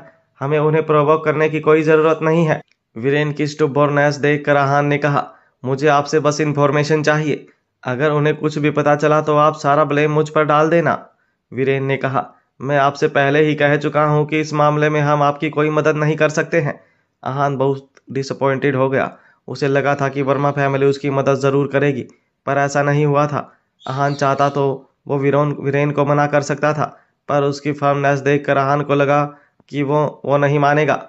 कुछ देर की शांति के बाद वीरेन ने कहा, आहान, मैं नहीं जानता कि आपकी और नरेश चोपड़ा की क्या दुश्मनी है, पर मैं आपको ये ज़रूर बताना चाहता हूँ कि डेजर्ट वुल्फ से पंगा लेना सही नहीं है। एक बार जो उन्हें ऑफेंड करता है फिर वो बच नहीं सकता है, वो उसे मारकर ही दम लेते हैं। आहान को बात की सीरियसनेस समझ आ रही थी, इसलिए उसने भी सीरियस टोन में पूछा, क्या ये डेजर्ट वुल्फ सच में इतने पावरफुल हैं? ये बात सुनकर वीरेन को अंदाजा हो गया था कि आहान को डेजर्ट वुल्फ के बारे में पता नहीं है और इसी वजह से वो उनके बारे में जानना चाहता था। वीरेन आहान के सवाल का जवाब ना दे, ऐसा होना पॉसिबल नहीं था। उसने कहा, अगर मुझे आपको डेजर्ट वुल्फ के बारे में बताना है तो पहले मुझे वुल्फ्स के बारे में बताना पड़ेगा। वुल्फ्स? वो क्या है? आहान ने पूछा। वुल्फ्स डेजर्ट वुल्फ के वेपन्स हैं जो लोगों को मारते हैं। उनका काम सिर्फ और सिर्फ लोगों की जान लेना है। जब तक वो जान ले सकते हैं वो डेजर्ट वुल्फ फैमिली का हिस्सा हैं। ये सब सुनकर आहान बहुत हैरान हो गया था। उसने कहा, क्या ये वुल्फ्स इतने खतरनाक हैं? वीरेन ने गहरी सांस ली और कहा, हाँ, आप जितना सोच नहीं सकते हो वो उससे भी ज़्यादा खतरनाक हैं। इस वक्त उनके एग्जिस्टेंस का कारण सिर्फ और सिर्फ ये वुल्फ्स हैं।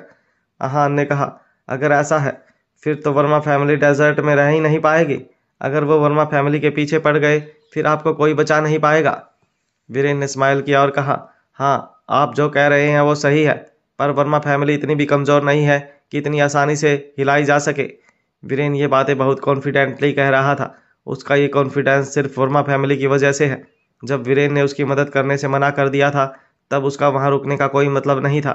उसने वीरेन को देखा और कहा, आपने मुझे डेजर्ट वुल्फ के बारे में बताया उसके लिए थैंक यू। मेरे और डेजर्ट वुल्फ के ग्रजेस बहुत बढ़ गए हैं, इसलिए अब हमारा आमना सामना होना तो तय है।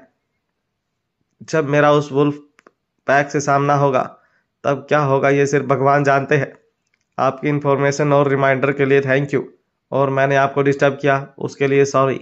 आई होप आप मुझे माफ़ कर देंगे। वीरेन ने स्माइल किया और कहा, आहान, आप यहाँ आए हैं इसलिए हमारे गेस्ट हैं। मैं चाहता हूँ कि आप कुछ दिन यहाँ रुक जाए। वैसे भी कल हमारे घर में एंगेजमेंट फंक्शन है। अगर आप रुकेंगे और उसे अटेंड करेंगे तो मुझे बहुत खुशी होगी। आहान कुछ सोचने लगा, क्या वो वीरेन की बात मान लेगा या फिर नरेश को ढूंढने खुद निकल जाएगा। आहान वीरेन के इनविटेशन के बारे में सोचने लगा। उसने सोचा कि दीपाक्षी भले ही उसके साथ नहीं थी, पर उसकी जान को कोई खतरा नहीं था। ज़्यादा से ज़्यादा वो लोग उसे रूम में बंद करके रखेंगे और उसकी सारी फ्रीडम चली जाएगी। जहाँ तक कि उसे वापस नीतू के पास ले जाने की बात थी, वो तो आहान किसी भी तरह कर लेगा। ये सब सोचने के बाद आहान ने कहा, ठीक है। ये सुनकर वीरेन खुश हो गया और उसने कहा, आई एम श्योर सिस्टर आपसे मिलकर और आपकी ब्लेसिंग्स लेकर बहुत खुश होंगी। इतना कहकर वीरेन वहां से चला गया। अब आहान लॉन में अकेला था। वो नहीं जानता था कि किसकी शादी थी, पर वहां रुककर वर्मा फैमिली को करीब से जानने में उसे कोई दिक्कत नहीं थी। थोड़ी देर बाद वहां एक सर्वेंट आया और वो आहान को कोर्ट यार्ड में ले गया। वहां पर फूलों की मीठी खुशबू आ रही थी और चारों तरफ बहुत फ्रेशनेस थी। आहान को वहां का एनवायरनमेंट बहुत रिलैक्स कर रहा था। वह कोर्ट यार्ड के पास में बने हुए गेस्ट रूम में आ गया और सर्वेंट वहां से चला गया। उस रूम में सारी फैसिलिटी थी। वो रूम किसी हाई क्लास 5 स्टार होटल के रूम से कम नहीं था। आहान इस वक्त बहुत कंफर्टेबल था। कुछ देर आराम करने के बाद आहान बोर होने लग गया, इसलिए वो कोर्ट यार्ड में टहलने चला गया। जैसे ही वो बाहर निकलना, कुछ सर्वेंट्स उसके पास आ गए। वो आहान का इंतजार कर रहे थे ताकि वो जान सके कि आहान को किसी चीज़ की ज़रूरत है या नहीं।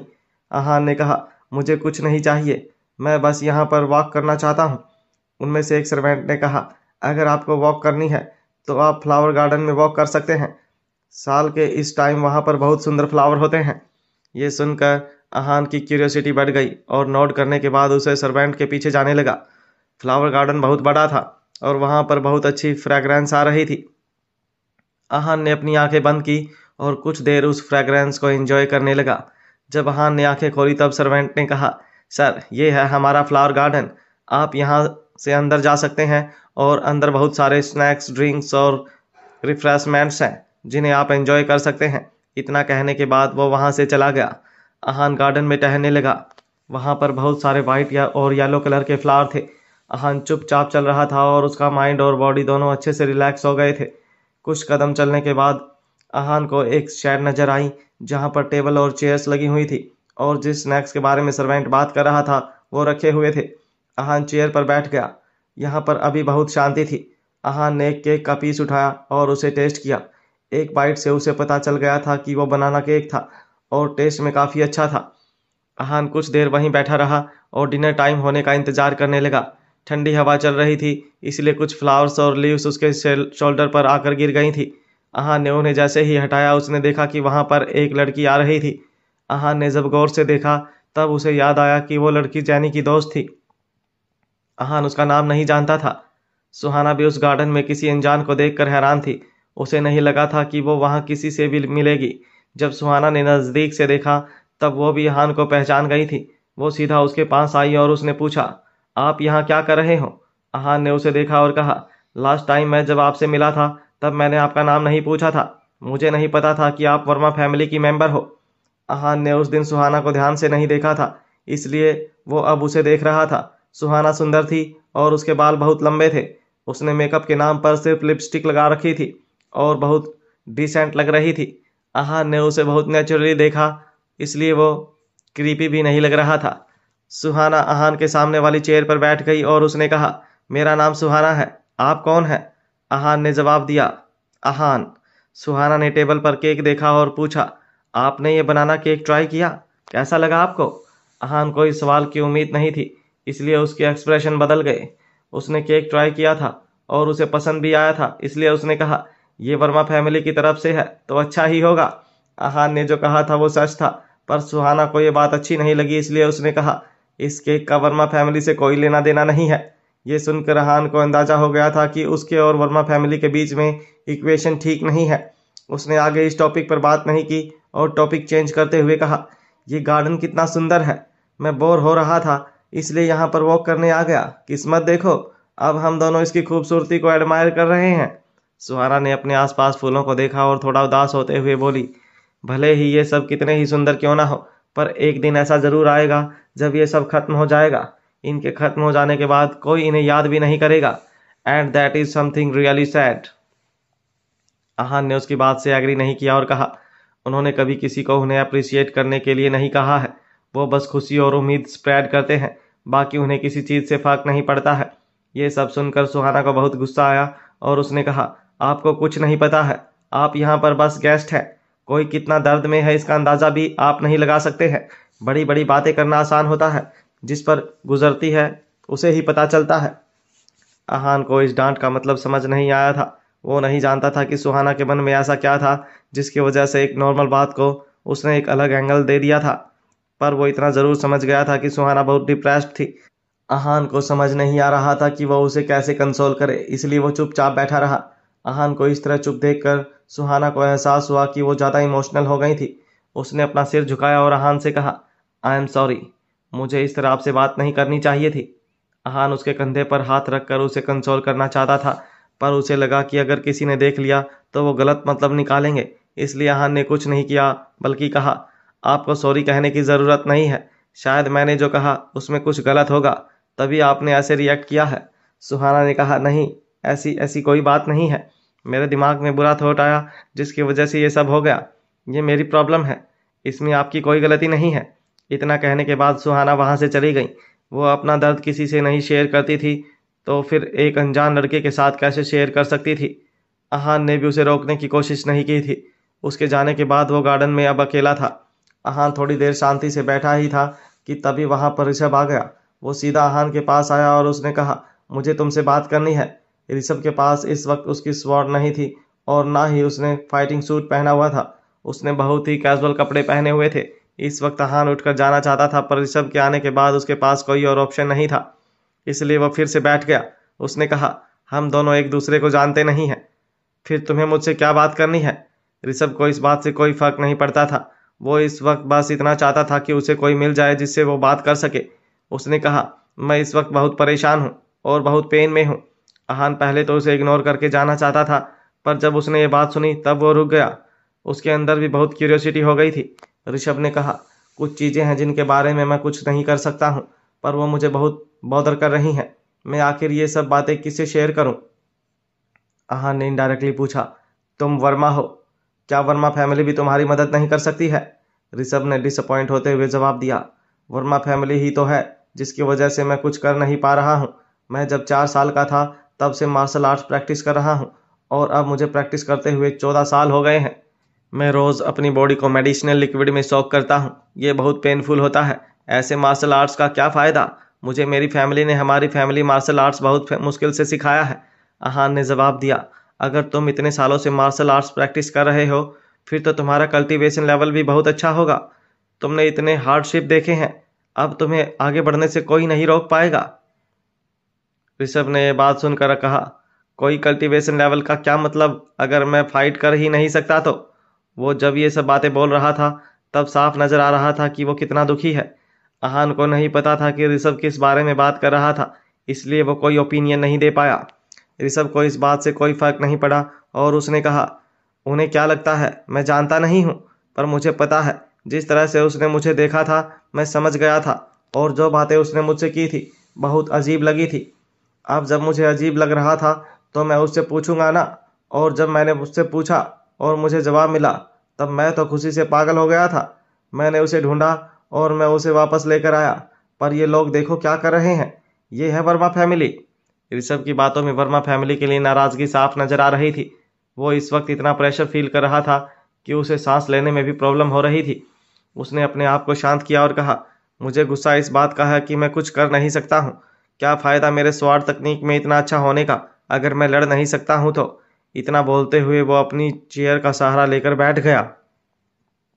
आहान ने पहले सोचा था कि वो कुछ नहीं बोलेगा, पर उसे इतने दर्द में देखकर उसने कहा, क्या तुम मर्द नहीं हो? ऋषभ ने उसे देखा और कहा, of course I am a man.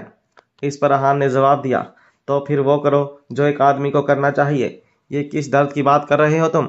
कौन सा दर्द? कैसा दर्द? तुम सोचो कि वो इंसान तुम्हारे लिए कितना इंपॉर्टेंट है। अपने बारे में सोचना बंद करो।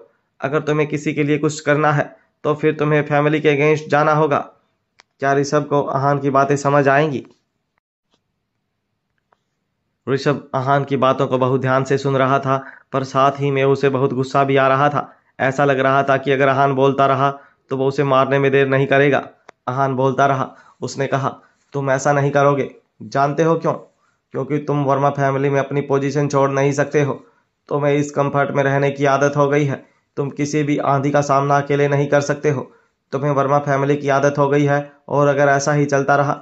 आहान अपनी बात पूरी कर पाता उससे पहले ही ऋषभ उठा और उसने आहान का कॉलर पकड़ लिया। आहान ने कुछ रिएक्ट नहीं किया। वो जानता था कि ऋषभ उसका कुछ नहीं बिगाड़ पाएगा। अगर आहान प्रिपेयर्ड होता तो वो उसका कॉलर भी नहीं पकड़ सकता था। ऋषभ ने भी उसके आगे कुछ नहीं किया। आहान ने जो कहा था वो सब सच था। उसे उम्मीद नहीं थी कि आहान उसके बारे में इतना कुछ समझ जाएगा। उसने उसका कॉलर छोड़ा और अपनी जगह पर आकर बैठ गया। उसने गर्दन झुकाकर कहा, तुम सही बोल रहे हो, पर तुम सही क्यों हो यह मेरी समझ नहीं आ रहा।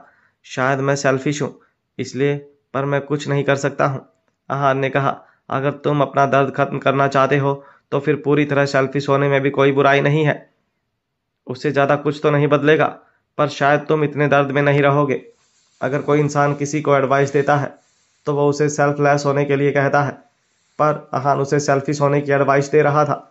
आहान को लग रहा था कि इसमें कुछ गलत भी नहीं है। इतना कुछ सहने से बेहतर है कि इंसान सेल्फिश हो जाए। ऋषभ ने स्माइल किया और कहा, यू आर ए डेविल। तुम लोगों के साथ बहुत बुरा कर सकते हो और उन्हें गिरा भी सकते हो।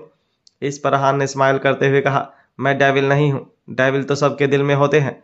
डेविल क्या करेगा यह तुम्हारे एक्शन पर डिपेंड करता है। ऋषभ ने कहा, तुम जो कह रहे हो बात तो सही है। इतना कहने के बाद वो वहां से चला गया। आहान भी नहीं जानता था कि वो क्या चूज करेगा। यह प्योरली उसका डिसीजन होने वाला था। इन दो लोगों से मिलने के बाद आहान का इस गार्डन में रहने का कोई मन नहीं था। वो नहीं चाहता था कि उस फैमिली से कोई और आए और उसके साथ अपना दर्द शेयर करे। वो उठकर वहां से चला गया। उसे इतने पेनफुल इमोशंस के बीच में घिरा रहना अच्छा नहीं लगता था। आहान जब अपने रूम में पहुंचा तब वीरेन भी वहां आया। उसने आहान से डिनर के बारे में बात की और फिर कुछ अच्छी बातें करने के बाद वहां से चला गया। इसके बाद आहान आराम से सो गया। अगले दिन आहान बहुत फ्रेशली नींद से उठा। जब वो रूम से बाहर आया तब उसने देखा कि बाहर का माहौल बहुत हैप्पी था और सारे लोग अपने अपने काम में बिजी थे।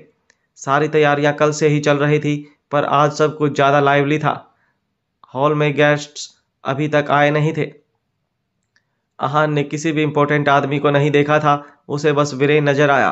वीरेन ने भी आहान को देखा और उसके पास आ गया। उसने कहा, आहान, कल रात को आपने अच्छे से रेस्ट किया? कोई प्रॉब्लम तो नहीं हुई ना? आहान ने पोलाइटली कहा, मुझे रेयरली इतनी अच्छी नींद आती है। I was very comfortable. Thank you for your hospitality. वो दोनों आपस में कैजुअली बात कर रहे थे। तभी अचानक से आहान को याद आया कि वो ब्राइड और ग्रूम के बारे में कुछ नहीं जानता था। उसने वीरेन से पूछा, वैसे ब्राइड और ग्रूम कौन है? वीरेन ने जवाब दिया, हाउ सिली ऑफ मी, मैं उनके बारे में तो आपको बताना ही भूल गया। एक्चुअली यह जो कपल है दोनों ही बहुत टैलेंटेड और एक दूसरे के लिए परफेक्ट मैच है। यह बताते हुए वीरेन की आंखें चमक रही थी। इसके बाद उसने कहा, वर्मा फैमिली की बेटी की शादी है, इसलिए सब कुछ बहुत टॉप क्वालिटी का है। ज्वेलरी और कपड़ों में ही हमारा आधा पैसा खत्म हो गया है। ऊपर से डेकोरेशन, कैटरिंग, यह सब देखकर मेरा तो सिर दर्द होने लग जाता है। आहान ने इतनी देर यह सब नोटिस नहीं किया था, पर जब वीरेन ने इन सब के बारे में बोला तब उसने अपने आसपास देखा। सब कुछ बहुत लविश और एक्सपेंसिव लग रहा था। आहान ने सोचा कि जिसके लिए इतना खर्चा हो रहा है वो ज़रूर इस फैमिली में बहुत इंपॉर्टेंट होंगी। इतना ही नहीं, उसने यह भी सोचा कि जो भी ग्रूम साइड है वो भी इसी लेवल के होंगे। आहान ने पूछा, फिर तो ग्रूम का स्टेटस भी बहुत अच्छा होगा, पर वो कौन है यह मैं नहीं जानता हूँ। वीरेन ने कहा, हाँ हाँ, उसका स्टेटस भी बहुत अच्छा है। वो एक बहुत नामी फैमिली से बिलोंग करता है। दोनों फैमिलीज में बहुत सालों से बहुत अच्छे रिलेशंस हैं और इस शादी की वजह से हम और नज़दीक आ जाएंगे। अगर आप कभी साउथ वेस्ट गए होंगे तो फिर शायद आप उनको जान सकते हैं। आहान ने कुछ सोचा और कहा, कहीं आप साउथ वेस्ट की बोहरा फैमिली की बात तो नहीं कर रहे हैं? अगर आप उनकी बात कर रहे हो तो फिर यह बहुत अच्छा मैच होगा। बोहरा फैमिली का भी वर्मा फैमिली जैसा ही नाम है और जितना मैं जानता हूँ वो अभी भी डेवलप कर रहे हैं। वीरेन ने स्माइल किया और कहा, हाँ, पर हमें इस सब से कोई फर्क नहीं पड़ता है। बात यह है कि बोहरा फैमिली का सबसे छोटा बेटा अब शादी की उम्र का हो गया है। दोनों फैमिलीज ने आपस में बात करके शादी फाइनल कर दी है। दोनों बहुत कह सहे थे, इसलिए वो चाहते हैं कि यह शादी और ग्रैंड और रॉयल तरीके से हो। यह खर्चा देखकर मेरे दिल की धड़कनें जरूर बढ़ जाती हैं, पर यह सब सिर्फ एक बार के लिए है। अगर हमने इतने खर्चा नहीं किया तो लोग हमारे बारे में क्या सोचेंगे। आहान ने सोचा कि बड़ी फैमिलीज हैं, इसलिए इतना खर्चा और दिखावा तो करेंगे ही। आहान ने वीरेन को कंग्रेचुलेट किया और उसे वहां से बाकी काम अटेंड करने के लिए जाने दिया। जब आहान मैंसन में टहल रहा था तब उसने देखा कि एक विंडो के पास ऋषभ बैठा था और ड्रिंक कर रहा था। उसके पास जो बोतल थी वो ऑलरेडी आधी हो चुकी थी। आहान यह देखकर हैरान था कि कोई सुबह सुबह ड्रिंक कैसे कर रहा था। आहान जब उसके पास पहुंचा तब उसे एहसास हुआ कि ऋषभ बहुत ड्रंक है और वो काफ़ी देर से पी रहा है। उसने ऋषभ से पूछा, तुमने अभी तक फैसला नहीं किया है? ऋषभ ने आहान की तरफ देखा। उसकी आंखें बहुत खाली और लाइफलेस लग रही थी। उसने आहान को पहचान लिया था, पर वह उससे बात नहीं करना चाहता था, इसलिए उसने अपने मुंह मोड़ लिया। आहान ने स्माइल किया और वहां से जाने लगा। जब ऋषभ को बात करने में कोई इंटरेस्ट नहीं था तो वो भी उसे बोदर नहीं करना चाहता था। जैसे ही आहान वहां से जाने लगा, ऋषभ ने कहा, क्या तुम्हें नहीं पता है कि आज किसकी शादी हो रही है? आहान ने कहा, जितना मैं जानता हूँ वो इस फैमिली की छोटी बेटी है, पर तुम्हारा उससे क्या लेना देना है? आहान इस सवाल से बहुत हैरान था। ऋषभ ने गहरी सांस ली और कहा, मुझे उससे क्या लेना देना हो सकता है? इतना कहने के बाद उसने विंडो का सहारा ले लिया और गहरी आहें भरने लगा। आहान ने स्माइल किया और कहा, ऐसा लग रहा है कि तुम यह अल्कोहल उसके गम में ही पी रहे हो। क्या यही है वो जो तुम्हारे लिए सबसे इम्पोर्टेंट है? जैसे ही आहान ने यह बात बोली, ऋषभ आहान की तरफ आ गया। उसमें से बहुत गंदी स्मेल आ रही थी, इसलिए आहान ने थोड़ा सा फ्रॉन किया, पर ऋषभ को बुरा नहीं लगने दिया। ऋषभ ने नशे की हालत में कहा, आपको फिर से सब पता है? आहान ने बस एक तुक्का लगाया था जो सही हो गया था। उसने कहा, उसकी शादी जिससे हो रही है उसका स्टेटस बहुत हाई है और वह बहुत नोबल फैमिली से बिलोंग करता है। बहुत लोग उसे शादी करना चाहते हैं, पर अगर जो तुम्हारे लिए इम्पोर्टेंट है उसकी शादी उससे हो रही है तो तुम्हें तो खुश होना चाहिए। ऋषभ ने इरिटेट होते हुए कहा, भोरा फैमिली है कौन? उनकी औकात ही क्या है? आहान को अचानक से ऐसा लगा जैसे कोई उसे देख रहा है और वो ऑकवर्ड फील करने लगा। उसने ऋषभ की तरफ देखा और कहा, मुझे तुमसे दूर रहना चाहिए, वरना तुम्हारी वजह से वर्मा फैमिली मुझे धक्के मारकर बाहर निकाल देगी। आहान ने यह कहा जरूर था, पर वो उसके पास ही बैठा गया। ऋषभ ने कहा, सबको बस वर्मा फैमिली की ग्लोरी नजर आती है। यहाँ पर कितने राज हैं इसके बारे में किसी को कुछ नहीं पता है। यह बोलते बोलते वो हंसने लगा और फिर अचानक से रोने लगा।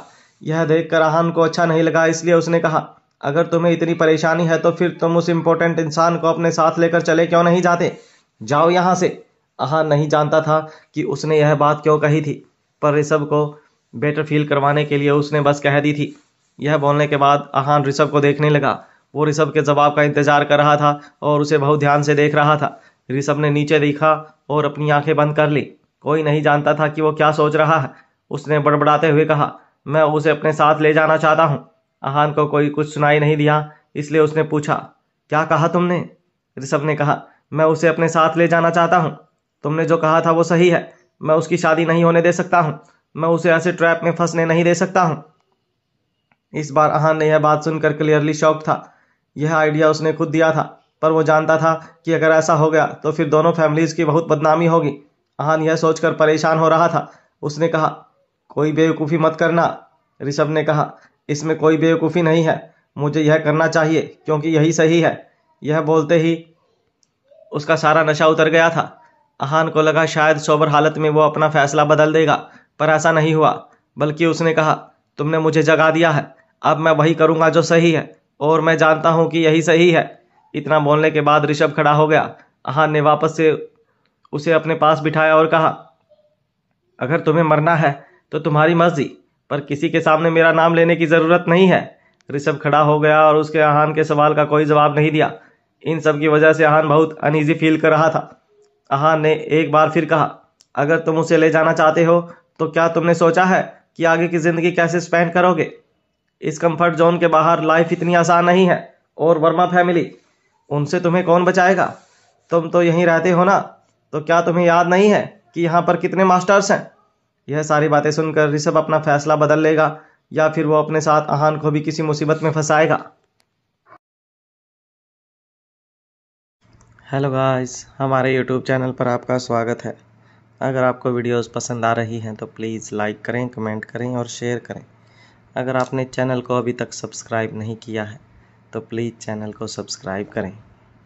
आहान की बातें सुनकर ऋषभ को गुस्सा आता है और वो उसका कॉलर पकड़ लेता है। आहान उससे कहता है कि उसे फैमिली के कंफर्ट में रहने की आदत हो गई है। ऋषभ एग्री करता है और वहाँ से चला जाता है। अगली सुबह वीरेन आहान को बताता है कि ग्रूम और ग्रूम की फैमिली कौन है। आहान ऋषभ से मिलता है जो इस वक्त नशे में है। वो उसे और उसके इम्पोर्टेंट इंसान को वहाँ से भाग जाने का सजेशन देता है, फिर खुद ही उसे ऑब्जेक्ट करता है। ऋषभ आहान को सारी बातें सुन रहा था और उसका चेहरा मायूस होता जा रहा था। जब आहान ये देखता है तब वो उसे और मनाने की कोशिश करने लगा और उसने कहा, वर्मा फैमिली और बोहरा फैमिली तुम्हें कहीं से भी ढूंढ लेंगे। एक बार तुमने ब्राइड को यहाँ से ले जाने की गलती की तो फिर तुम अपने आखिरी दिनों के बहुत करीब पहुंच जाओगे। वो तुम्हें पाताल से भी ढूंढ निकालेंगे। तुम्हें क्या लगता है तुम कहाँ तक छुप सकते हो? आहान की ये सारी बातें सुनकर अब ऋषभ को बहुत गुस्सा आ गया था। उसने कहा, तुम ही थे जिसने मुझे कहा था कि जो तुम्हारे लिए इम्पोर्टेंट है तुम्हें उनके लिए लड़ना चाहिए। तुमने ही कहा था कि मुझे सिर्फ अपने और अपने कंफर्ट के बारे में नहीं सोचना चाहिए और अब तुम ही मुझे ये कदम उठाने के लिए मना कर रहे हो। ऋषभ इस वक्त बहुत गुस्से में था और उसकी आंखें लाल हो चुकी थी। आहान ऑब्वियसली उस पर ना तो अटैक करके उसे शांत कर सकता था और ना ही उस पर चिल्ला सकता था। वो इस वक्त वर्मा मैंशन में था और वहाँ किसी को ऑफेंड करके नया पंगा नहीं पाल सकता था। उसने बहुत नेचुरल टोन में कहा, मैं तुम्हें सिर्फ तुम्हारे इस कदम के साइड इफेक्ट बता रहा हूँ। कोई भी कदम उठाने से पहले हमें सब कुछ अच्छे से सोचना समझना चाहिए। अच्छे से सोच लो, उसे यहाँ से ले जाने में कभी देर नहीं होगी। ऋषभ ने कहा, नहीं, अब मैं ना और इंतजार कर सकता हूँ और ना ही मुझे कुछ सोचना है। मैंने और उसने बहुत दर्द सहन कर लिया है, पर अब ऐसा नहीं होगा। मैं उसे आज यहाँ से लेकर कहीं दूर चला जाऊंगा। आहान ने कभी नहीं सोचा था कि ऋषभ बिना सोचे ऐसा कदम उठाएगा और इतना समझाने के बाद भी नहीं समझेगा। उसे भी गुस्सा आ गया और उसने कहा, ठीक है, फिर लेकर जाओ उसे और फिर अपनी मौत का इंतजार करना, या फिर शायद एक दूसरे से हमेशा के लिए दूर होने के लिए तैयार रहना। ना तो मुझसे मिल पाओगे ना वो तुमसे। फिर अपने एक्शन को बैठकर रिग्रेट करना। आहान ने जिस टोन में ये बात बोली थी उससे ऋषभ भी थोड़ा घबरा गया था और शांत हो गया। वो भी जानता था कि आहान जो कह रहा है वो सच हो सकता था, फिर भी उसके अंदर गुस्सा तो बहुत था। उसने अपनी आंखें बंद की और दांत पीसने लगा। ऐसा लग रहा था जैसे वो अपना सारा गुस्सा कहीं निकालना चाहता था, पर उसके पास जगह नहीं थी। ये देखकर आहान का दिल कमजोर पड़ने लगा और उसने कहा, शांत हो जाओ। अगर तुमने फैसला कर लिया है तो फिर हमें एस्केप प्लान बनाना पड़ेगा। तुम ऐसे ही किसी को लेकर नहीं जा सकते हो। ये बात सुनकर ऋषभ शांत हो गया। आहान उसकी मदद करने के लिए तैयार हो गया था। इससे अच्छा उसके लिए क्या हो सकता था। जब आहान ने देखा कि ऋषभ उसे बहुत उम्मीद से देख रहा है तब उसने कहा, पहले पता करो कि वो किस रूम में है और उसके आसपास कितने लोग हैं। उसके हिसाब से ही एस्केप प्लान बन पाएगा। दोपहर के बाद गेस्ट ने आना शुरू कर दिया था। ये सब फैमिली और फ्रेंड्स थे। इनमें से कोई भी ज़्यादा इम्पोर्टेंट नहीं लग रहा था, पर सब लोग आपस में बहुत पोलाइटली मिल रहे थे। वर्मा मैंसन में चहल पहल बढ़ गई थी और सब आपस में बातें कर रहे थे। ये सब शाम के 7 बजे तक चला और फिर बड़ी और एलिट फैमिलीज़ ने आना शुरू कर दिया।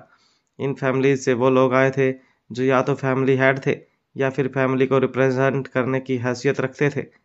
आहान ने जब अपने आसपास इतने सारे हॉट शॉट्स को देखा तब उसने सोचा, मुझे उम्मीद नहीं थी कि वर्मा फैमिली इतने लोगों को जानती है। अब तक बोहरा फैमिली और ग्रूम का आना बाकी था। सब लोग उनका इंतजार कर रहे थे। थोड़ी ही देर में ग्रूम भी वहां आ गया था। उसने वाइट कलर का फॉर्मल सूट पहना हुआ था और वो बहुत हैंडसम था। वो भी मार्शल आर्ट्स कल्टीवेटर था, इसलिए उसका फिजिक बहुत अच्छा था। इतना ही नहीं, उसका नेचर भी बहुत अच्छा था और वो सबसे बहुत हंस हंस कर बात कर रहा था। अपने नेचर और टेम्परामेंट की वजह से उसने सबका दिल जीत लिया था और सब उसकी बहुत तारीफ कर रहे थे। उसके कॉन्फिडेंस और जेंटल टोन के सब फैन हो गए थे। आहान साइड में खड़ा था और ये सब देख रहा था। उसने नज़र दौड़ाकर ऋषभ को ढूंढने की कोशिश की, पर वो नहीं जानता था कि वो कहाँ चला गया था। आहान ने मन में सोचा, अभी तो सब इतने खुश हैं, ऋषभ के फैसले से पता नहीं यहाँ क्या होने वाला है। आहान को समझ नहीं आ रहा था कि वो ऋषभ की मदद करने के लिए क्यों मान गया था। वर्मा फैमिली को ऑफेंड करके वो अपने लिए मुसीबत खड़ी कर रहा था। जब आहान ने वेटर से ड्रिंक लिया तभी उसने किसी की आवाज़ सुनी, आहान, मुझे नहीं पता था कि मैं आपसे यहाँ मिलूंगा। आहान को ये आवाज़ बहुत जानी पहचानी लग रही थी। जब उसने पीछे मुड़कर देखा तो चेहरा भी जाना पहचाना था। वो कोई और नहीं बल्कि दीपाक्षी के दादाजी हेमराज चौहान थे। उन्हें देखकर आहान के चेहरे का एक्सप्रेशन बदल गया। अगर इस वक्त दुनिया में कोई ऐसा था जिसे आहान देखना नहीं चाहता था तो वो यही थे, और इस वक्त वो उसके सामने खड़े थे। हेमराज ने आज फॉर्मल ड्रेस पहना हुआ था और हमेशा के मुकाबले ज़्यादा एनर्जेटिक और लाइवली लग रहे थे। अभी भी उनके हाथ में एक क्रश था जो बहुत फैंसी था। आहान ने खुद को संभाला और स्माइल करते हुए कहा, सब किस्मत की बात है। मुझे भी नहीं लगा था कि आप यहाँ आएंगे। वैसे आपसे मिले काफ़ी दिन हो गए हैं। आप कैसे हैं? हेमराज ने लाइटली स्माइल किया और कहा, मैं ठीक हूँ। दीपाक्षी की वजह से आपको बहुत तकलीफ हुई। ऊपर से मैंने थैंक यू भी नहीं बोला। अगर आप कभी फ्री हो तो घर पर क्यों नहीं आते? आहान जानता था कि हेमराज उससे नफरत करते थे और उनके मन में उसके लिए बहुत बड़ा ग्रज था। वो जानता था हेमराज उसके लिए कोई ना कोई प्रॉब्लम ज़रूर क्रिएट करेंगे। इसलिए खुद को बचाने के लिए आहान ने कहा, इसकी कोई ज़रूरत नहीं है। मैं आपको डिस्टर्ब नहीं करना चाहता हूँ। दोनों के चेहरों पर फेक स्माइल थी। दोनों ही एक दूसरे को बिल्कुल पसंद नहीं करते थे।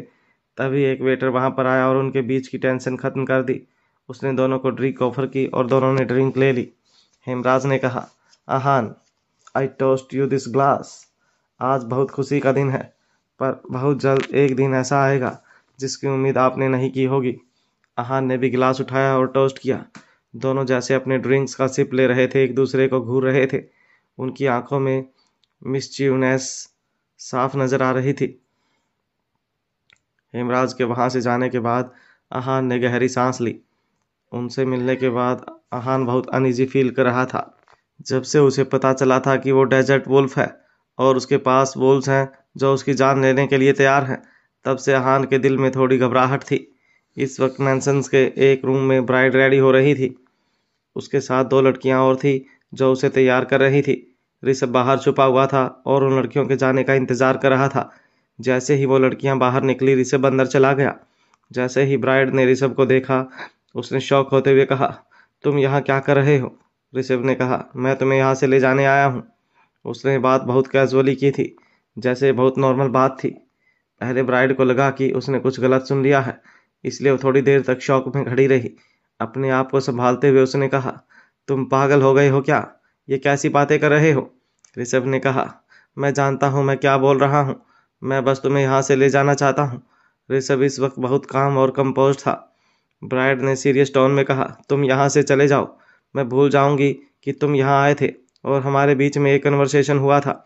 ब्राइड जानती थी कि ऋषभ ऐसा कुछ कर सकता है, पर वो किसी कीमत पर उसके साथ नहीं जा सकती थी। ऋषभ ने जैसे ही एक कदम आगे लिया, ब्राइड चिल्लाई, आगे मत आओ। इतना बोलते ही वो खुद कुछ कदम पीछे हो गई। ऋषभ के पास कोई और ऑप्शन नहीं था, इसलिए वो रुक गया। उसने कहा, अगर तुम मेरे साथ चलोगी तो सब ठीक हो जाएगा। हम किसी ऐसी जगह पर जाएंगे जहाँ कोई तुम्हें रुला नहीं पाएगा। क्या तुम फ्रीली नहीं रहना चाहती हो? ये सारी बातें सुनकर ब्राइड कांप रही थी। उसकी बॉडी पहले से बहुत डेलिकेट और सॉफ्ट थी और इन सब बातों ने उसके दिल पर बहुत बड़ा इम्पैक्ट छोड़ा था।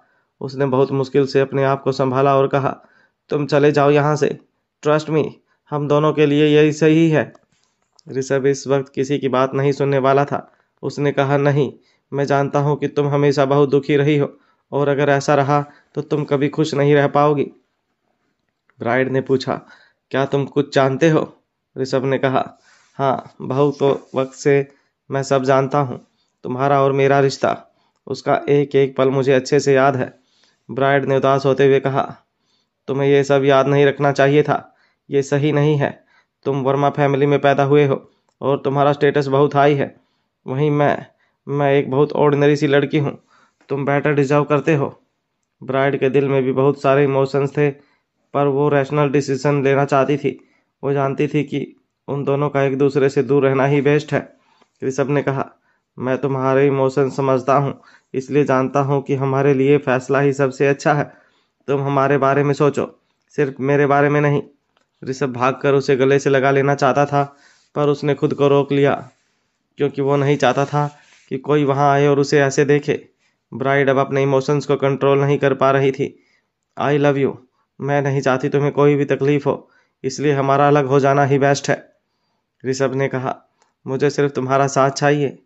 मैं किसी भी प्रॉब्लम को हैंडल कर सकता हूँ अगर तुम मेरे साथ हो तो। पर अगर तुम मेरे साथ नहीं हो तो फिर मुझे ऐसी ज़िंदगी ही नहीं चाहिए। ब्राइड ने अपना मुंह छुपा लिया और रोने लगी। वो नहीं चाहती थी कि ऋषभ उसे इस तरह रोते हुए देखे। उसने कहा, तुम ऐसा क्यों कर रहे हो? जब ऋषभ ने किसी के आने की आवाज़ सुनी तब उसने ब्राइड को देखा और कहा, मैं तुम्हें यहाँ से लेकर जाऊँगा। जब डिनर हो जाएगा तब मैं आऊँगा और तुम्हें ले जाऊँगा जहाँ हम हमेशा खुश रहेंगे। जब ब्राइड ने अपना सिर ऊपर किया तब उसने देखा कि ऋषभ वहां से जा चुका था और उसके सामने वो दो लड़कियां खड़ी थी जो उसे तैयार कर रही थी। जब उन दो लड़कियों ने देखा कि ब्राइड का मेकअप बिल्कुल खराब हो गया है तब उन्होंने पूछा, मिस क्या हुआ? आप रो क्यों रही थी? आपका सारा मेकअप खराब हो गया है। ब्राइड ने अपने आप को संभाला और कहा, वो आज इतने स्पेशल दिन है तो मैं अपने इमोशंस कंट्रोल नहीं कर पाई और खुशी के आंसू आने लगे। उनमें से एक लड़की ने कहना शुरू किया, मिस, ग्रूम तो बहुत ज़्यादा हैंडसम है। उनका टेम्परामेंट, उनका स्टाइल, सब कुछ। ब्राइड उसकी बातें नहीं सुन रही थी। वो इस वक्त सिर्फ ऋषभ के बारे में सोच रही थी। वो नहीं जानती थी कि ऋषभ उसकी बात मानेगा या अपने मन की करेगा। वो कुछ भी करके ऋषभ को ये कदम उठाने से रोकना चाहती थी। कुछ ही देर में फंक्शन शुरू हो गया। ब्राइड ने ग्रूम के हाथ को हल्के से पकड़ा हुआ था और वो दोनों सब गेस्ट से मिल रहे थे। दोनों के चेहरों पर एक जेंटल स्माइल थी। आहान इस वक्त सिर्फ ब्राइड को देख रहा था। वो बहुत सुंदर लग रही थी। उसका चेहरा तो मुस्कुरा रहा था पर उसकी आंखों में बहुत उदासी थी जो सिर्फ आहान देख पा रहा था। तभी वहां ऋषभ आ गया। उसे देखते ही आहान ने पूछा, क्या हुआ? वो तुम्हारे साथ चलने के लिए मान गई? ऋषभ ने जवाब दिया, उसने मुझसे प्रॉमिस तो नहीं किया है पर मैं उसे लेकर ही जाऊंगा। ऋषभ की आवाज में कॉन्फिडेंस सुनकर आहान परेशान हो गया। उसने अपनी आवाज धीरे की और कहा, तुम ऐसा नहीं कर सकते। मैंने कहा था ना कि उसकी मर्जी के बिना हम ये प्लान एग्जीक्यूट नहीं करेंगे। ऋषभ ने उसकी बात को इग्नोर किया और कहा, मैंने फैसला ले लिया है, इसलिए अब तुम मेरा साथ दो या ना दो, मैं उसे यहाँ से लेकर ही जाऊंगा। ये सुनकर रहान और परेशान हो गया। उसने सोचा कि उसे शुरू से ही उसका साथ नहीं देना चाहिए था। अब उसे लग रहा था कि वो बहुत बुरी तरह से फंस चुका है। इस वक्त सबका ध्यान ब्राइड और ग्रूम पर था। दोनों बहुत अट्रैक्टिव लग रहे थे और पार्टी का माहौल भी बहुत खुश था। सब आपस में बातें कर रहे थे, डांस कर रहे थे। एक साइड एंजॉय कर रहे थे और दूसरे साइड सब ड्रिंक कर रहे थे। सॉफ्ट म्यूजिक चल रहा था जिस पर कपल्स डांस कर रहे थे और बच्चे इधर उधर भाग रहे थे। बीच बीच में सब अपनी बातें छोड़कर ब्राइड और ग्रूम से मिलने स्टेज पर जा रहे थे और उन्हें ब्लेसिंग्स दे रहे थे। वीरेन ने सही कहा था, दोनों एक दूसरे के लिए परफेक्ट मैच हैं। ब्राइड और ग्रूम एक दूसरे को अच्छे से कम्प्लीमेंट कर रहे थे। धीरे धीरे फंक्शन एंड होने की तरफ आ रहा था। खाना खुल चुका था और सब डिनर कर रहे थे। इस वक्त आहान ऋषभ के पास आया और कहा, सब डिनर कर रहे हैं और पार्टी और होने वाली है। मैं यहाँ चाउस करूँगा, तब तक तुम ब्राइड को लेकर यहाँ से चले जाना। उसके बाद तुम जानो और तुम्हारा काम जाने। आहान उसकी बस यही तक मदद करने वाला था। इतना बोलने के बाद आहान वहां से चला गया। ऋषभ भी ब्राइड को ले जाने के लिए तैयार हो गया। सब लोग धीरे धीरे जा रहे थे। आहान ने देखा कि हेमराज लगातार उसे ही घूर रहे थे। दोनों के बीच में टेंशन थी और दोनों इस बात से वाकिफ भी थे। जब भी दोनों एक दूसरे की तरफ देखते तो उनकी आंखों में नफरत साफ नजर आती थी। आहान हेमराज के पास गया और बोला, कुछ हिसाब है जो हमें सेटल करने हैं।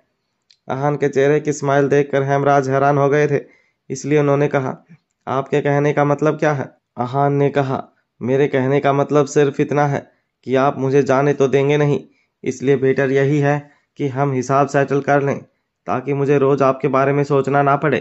ये सुनकर हेमराज और हैरान हो गए थे। उन्होंने कहा, आप मुझे वर्मा फैमिली की पार्टी में अटैक करने के बारे में सोच रहे हो? आहान ने अपना हाथ मसलते हुए कहा, आपसे अकेले मिलना आसान नहीं है। जहां भी मौका मिले मैं आप पर अटैक करने के लिए तैयार हूं। हेमराज ने एक कदम पीछे ले लिया। उन्हें उस पर कोई भरोसा नहीं था, इसलिए उन्होंने कहा, आप अपने लेवल के पीक पर हो, इसका मतलब ये नहीं है कि आप वर्मा फैमिली को नीचा दिखा सकते हो। आहान ने कहा, यह फाइट हम दोनों के बीच की है। वर्मा फैमिली बीच में आए या ना आए मुझे इससे कोई फर्क नहीं पड़ता। हेमराज ने आहान को देखा और गुस्से से कहा, आप सच में ऐसा करोगे?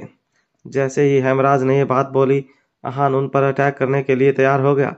आहान ने ऋषभ से कहा था कि वो चाउस क्रिएट करेगा, इसलिए ये उसके लिए सबसे अच्छा मौका था। इसके अलावा अगर वो हेमराज को यहीं मार देगा तो उसका बहुत बड़ा टेंशन भी खत्म हो जाएगा। अहान ने हेमराज के सिर की तरफ एम किया। उसने बहुत लाइट अटैक किया था क्योंकि वो वहां पर चाउस क्रिएट करना चाहता था। हेमराज भले ही बूढ़े थे पर उन्हें डिफेंड करना अच्छे से आता था। उन्होंने बहुत इजीली अहान के अटैक को डॉज कर दिया था। उन्होंने अपना क्रच उठाया और अहान की वेस्ट पर अटैक किया। अहान का लेवल हेमराज से ज़्यादा था, इसलिए वो उनके अटैक को इजीली डॉज कर पाया था।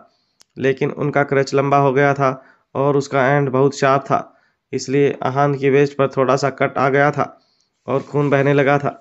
ये बहुत स्ट्रेंज बात थी कि पहली इंजरी अहान को हुई थी। अहान ने कहा, आप सच में डेजर्ट वुल्फ हैं? हेमराज ने कहा, पहला अटैक आपने किया है, इसलिए मुझे किसी भी तरह अपने आप को डिफेंड तो करना ही था ना। हेमराज ने यह बात बहुत सीरियसली बोली थी। वो ये जताना चाहता था कि अहान ने कमज़ोर इंसान पर अटैक किया है, पर अहान को इन सब से कोई फर्क नहीं पड़ने वाला था। अहान ने कैजुअली अपने घाव को देखा और खून रोकने की कोशिश की। जब खून रुक गया तब वो फिर से अटैक करने के लिए तैयार हो गया था। भले ही अहान को इंजरी हो गई थी पर वो हेमराज को नहीं छोड़ सकता था। इस वक्त वहां पर बहुत कम लोग आए थे, इसलिए उस लड़ाई का स्केल बढ़ाना बहुत ज़रूरी था। वहां अभी तक वर्मा फैमिली और एलीट फैमिली के लोग नहीं आए थे। अहान इस वक्त सिर्फ लड़ाई कंटिन्यू कर सकता था। अहान ने इस बार अपने किसी अटैक को लाइट नहीं किया था और वो लगातार हेमराज पर वार कर रहा था। हेमराज भी उसके अटैक्स को डॉज कर रहा था। इस वक्त उनका एक्सपीरियंस उनके काम आ रहा था। कुछ मूव्स करने के बाद अहान ने अचानक से हेमराज की कलाई पकड़ी और उसे मोड़ दिया। हेमराज को बहुत दर्द हुआ पर उसने अपने मुंह से आवाज़ तक नहीं निकाली थी। ये देखकर अहान समझ गया था कि उनका एंडोरेंस लेवल बहुत अच्छा था। हेमराज की कलाई टूट गई थी, पर फिर भी अगर वर्मा फैमिली वहां नहीं पहुंची तो अहान को आगे चाउस मचाने के लिए कुछ सोचना पड़ेगा। तभी वहां पर वीरेन आया और जैसे ही अहान हेमराज पर एक और अटैक करने वाला था, उसने अहान का हाथ रोक लिया। उसने कहा, अहान आप क्या कर रहे हैं? अहान ने रूखी आवाज में कहा, लोगों की जान ले रहा हूं। वीरेन ने भी उन दोनों की फाइट में ज्वाइन इन कर लिया था। उसके लिए दोनों के बीच में फाइट रोकनी बहुत ज़रूरी थी। उसने अहान से कहा, अहान मैं जानता हूँ कि आप दोनों के बीच में कट्टर दुश्मनी है। मैं आप दोनों के बीच में आना भी नहीं चाहता हूँ, पर ये वर्मा मैंशन है और आप दोनों हमारे गेस्ट्स हैं। मैं यहाँ पर कोई भी तमाशा होने नहीं दे सकता हूँ। अहान ने कहा, तुम्हें क्या लगता है मेरे लिए ज़्यादा इम्पोर्टेंट वर्मा फैमिली की रेपुटेशन है या फिर मेरी जान? अगर सामने वाला मुझे मारना चाहेगा तो मैं तो अपने आप को प्रोटेक्ट करूंगा ना। ये बोलकर अहान ने सारा ब्लेम हेमराज पर डालने की कोशिश की थी। जैसे ही अहान चुप हुआ, हेमराज ने कहा, आपने मुझ पर अटैक किया था और अब सारा ब्लेम भी मुझ पर डाल रहे हैं। ये सही नहीं है। मैंने आपके जैसा धोखेबाज इंसान कभी नहीं देखा। आपको जज करने में मुझसे गलती हो गई। वीरेन ने नाराज होकर कहा, आप दोनों के बीच में जो भी दुश्मनी है आप उसे वर्मा मैंसन के बाहर क्लियर कर सकते हैं। यहाँ आप हमारे गेस्ट हैं और आपको प्रोटेक्ट करना हमारी जिम्मेदारी है। अगर हमें कोई स्टेप उठाना पड़ा तो इसमें गलती हमारी नहीं होगी। अहान ने कहा, मुझे इन सब बातों से कोई फर्क नहीं पड़ता।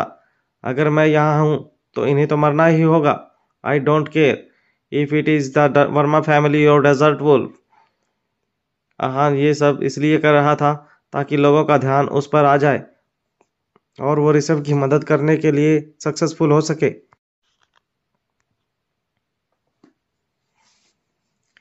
वो वीरेन से लड़ना नहीं चाहता था क्योंकि अहान को महसूस हो गया था कि वीरेन के मूव्स बहुत प्रिसाइज और परफेक्ट थे। अगर दोनों के बीच में फाइट होती तो फिर अहान अब तक इंजर हो चुका होता। सब लोग इस वक्त वहीं पर थे। सब देखना चाहते थे कि आगे क्या होगा। उनमें से एक ऋषभ भी था जो मौके की तलाश कर रहा था। फंक्शन खत्म हो गया था इसलिए ब्राइड रूम में चली गई थी। मौका देखकर ऋषभ भी उसके रूम में आ गया था। ब्राइड इस वक्त मिरर के आगे बैठी हुई थी और उसने अपना मेकअप नहीं हटाया था। जब से फंक्शन खत्म हुआ था तब से वो सिर्फ ये सोच रही थी कि वो ऋषभ को ये कदम उठाने से कैसे रोक पाएगी। पर जैसे उसने डोर नॉक सुना, उसका दिमाग बिल्कुल ब्लैंक हो गया था। वो कुछ भी बोल पाती उससे पहले ही ऋषभ रूम में आ गया था और वो बहुत ज़्यादा एक्साइटेड था। ब्राइड उसकी एक्साइटमेंट फील कर पा रही थी। उसका चेहरा देखकर वो सोचने लगी कि अगर वो उसके साथ जाने के लिए मान गई तो फिर क्या होगा। उसने मन में अलग अलग सवाल आ रहे थे, जैसे वो कहाँ रहेंगे, क्या उनकी फैमिली वापस उन्हें ढूंढ पाएगी, उनकी आगे की ज़िंदगी कैसी होगी। अचानक से उसने ये सब सोचना बंद किया और कहा, मैंने तुमसे कहा। पर वो अपनी बात पूरी कर पाती उससे पहले ऋषभ ने कहा, अगर तुम मेरे साथ नहीं चली तो मैं अपनी जान दे दूंगा। ब्राइड ने ऋषभ को देखा और सीरियस टोन में कहा, अगर तुमने अपनी जान दे दी तो मैं भी यहीं अपनी जान दे दूंगी।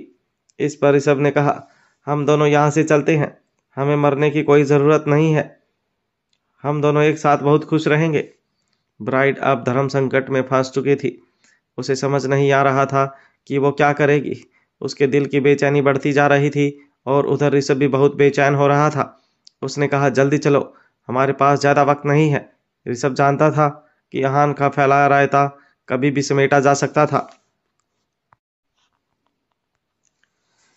ऋषभ ने वेटर के कपड़े पहने हुए थे और वो एक डाइनिंग कोट को पुश कर रहा था। गार्ड गार्डन साइड पर इस वक्त कोई नहीं था, इसलिए किसी का भी ध्यान उसकी तरफ नहीं गया था। ऋषभ के माथे पर इस वक्त पसीना आया हुआ था और वह बहुत घबरा रहा था। वर्मा मैंसन के गार्डन में इस वक्त हल्की हल्की लाइटिंग थी और कुछ भी ज़्यादा क्लियर नहीं नजर आ रहा था। पेड़ पौधों की वजह से वहां पर हल्की हवा चल रही थी और मौसम बहुत अच्छा हो रहा था।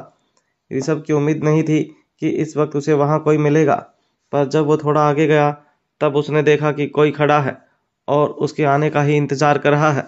ऋषभ ने जब गौर से देखा तब वो बोहरा फैमिली का बेटा था। सब लोग उसे जानते थे और ऋषभ भी उसे पहचानता था। वो आज का मेन अट्रैक्शन था। उसने ऋषभ को रोका और कहा, तुम जिसे ले जाना चाह रहे हो वो मेरी फियांसे है। मैं तुम्हें उसे इस तरह ले जाने नहीं दे सकता हूँ। आहान के प्लान के हिसाब से जब वो हेमराज से फाइट करके सबका ध्यान अपनी तरफ करेगा तब ऋषभ ब्राइड को डाइनिंग कोर्ट में छिपाकर वहां से ले जाएगा। ब्राइड मान गई थी, इसलिए इस वक्त वो डाइनिंग कोर्ट के नीचे छिपी हुई थी। गुरुम को ये बात पता चल गई थी और वो उन्हें रोकना चाहता था। ऋषभ ने गुरुम को देखा और कहा, वो तुम्हारे साथ नहीं जाएगी। She is destined to be with me. Rishabh की टोन बहुत रूखी थी, पर फिर भी गुरुम ने अपना काम नहीं खोया था। उसका चेहरा बहुत शांत था और उसने उसी कामनेस से कहा, मैं वर्मा फैमिली से किसी भी तरह का कोई आर्गुमेंट नहीं करना चाहता हूँ। डाइनिंग कोर्ट को यहाँ छोड़ो और यहाँ से चले जाओ। ऋषभ को इस बात से कोई फर्क नहीं पड़ रहा था। उसने कार्ट का हैंडल बहुत टाइटली पकड़ा हुआ था, जैसे वो कहना चाह रहा था कि वो इस कार्ट को नहीं छोड़ेगा। कुछ देर इंतजार करने के बाद जब ऋषभ वहां से नहीं गया तब गुरुम ने कहा, अगर तुम्हें फाइट करनी है तो फिर अगर तुम्हें कुछ हो गया तो मुझे ब्लेम मत करना। इतना कहते ही गुरुम ने ऋषभ का हाथ पकड़ा और कार्ट छुड़वाने की कोशिश करने लगा, पर ऋषभ अपने हाथ की पकड़ को ढीली करने के लिए तैयार नहीं था और बार बार अपनी कलाई छुड़वा रहा था। इतना ही नहीं, ऋषभ ने उस पर अटैक भी कर दिया था, जिसकी वजह से गुरुम को रिट्रीट करना पड़ा। अब दोनों के बीच में फाइट शुरू हो गई थी। कुछ ही सेकंड्स में दोनों एक दूसरे पर 10-12 मूव्स कर चुके थे, पर किसी को भी कोई इंजरी नहीं हुई थी। गुरुम ने ऋषभ की स्किल्स देखने के बाद कहा, लोग सही कहते हैं, वर्मा फैमिली में सबसे प्रोमिसिंग फाइटर तुम ही हो। तुम ही हो जो इस फैमिली से ग्रैंड मास्टर रियाल में पहुंच सकते हो। इस एज में तुम कन्वर्टिंग फोर्स पर पहुंच गए हो। मैंने कभी नहीं सोचा था तुम जैसा फाइटर मेरी फियांसे को ले जाने की कोशिश करेगा।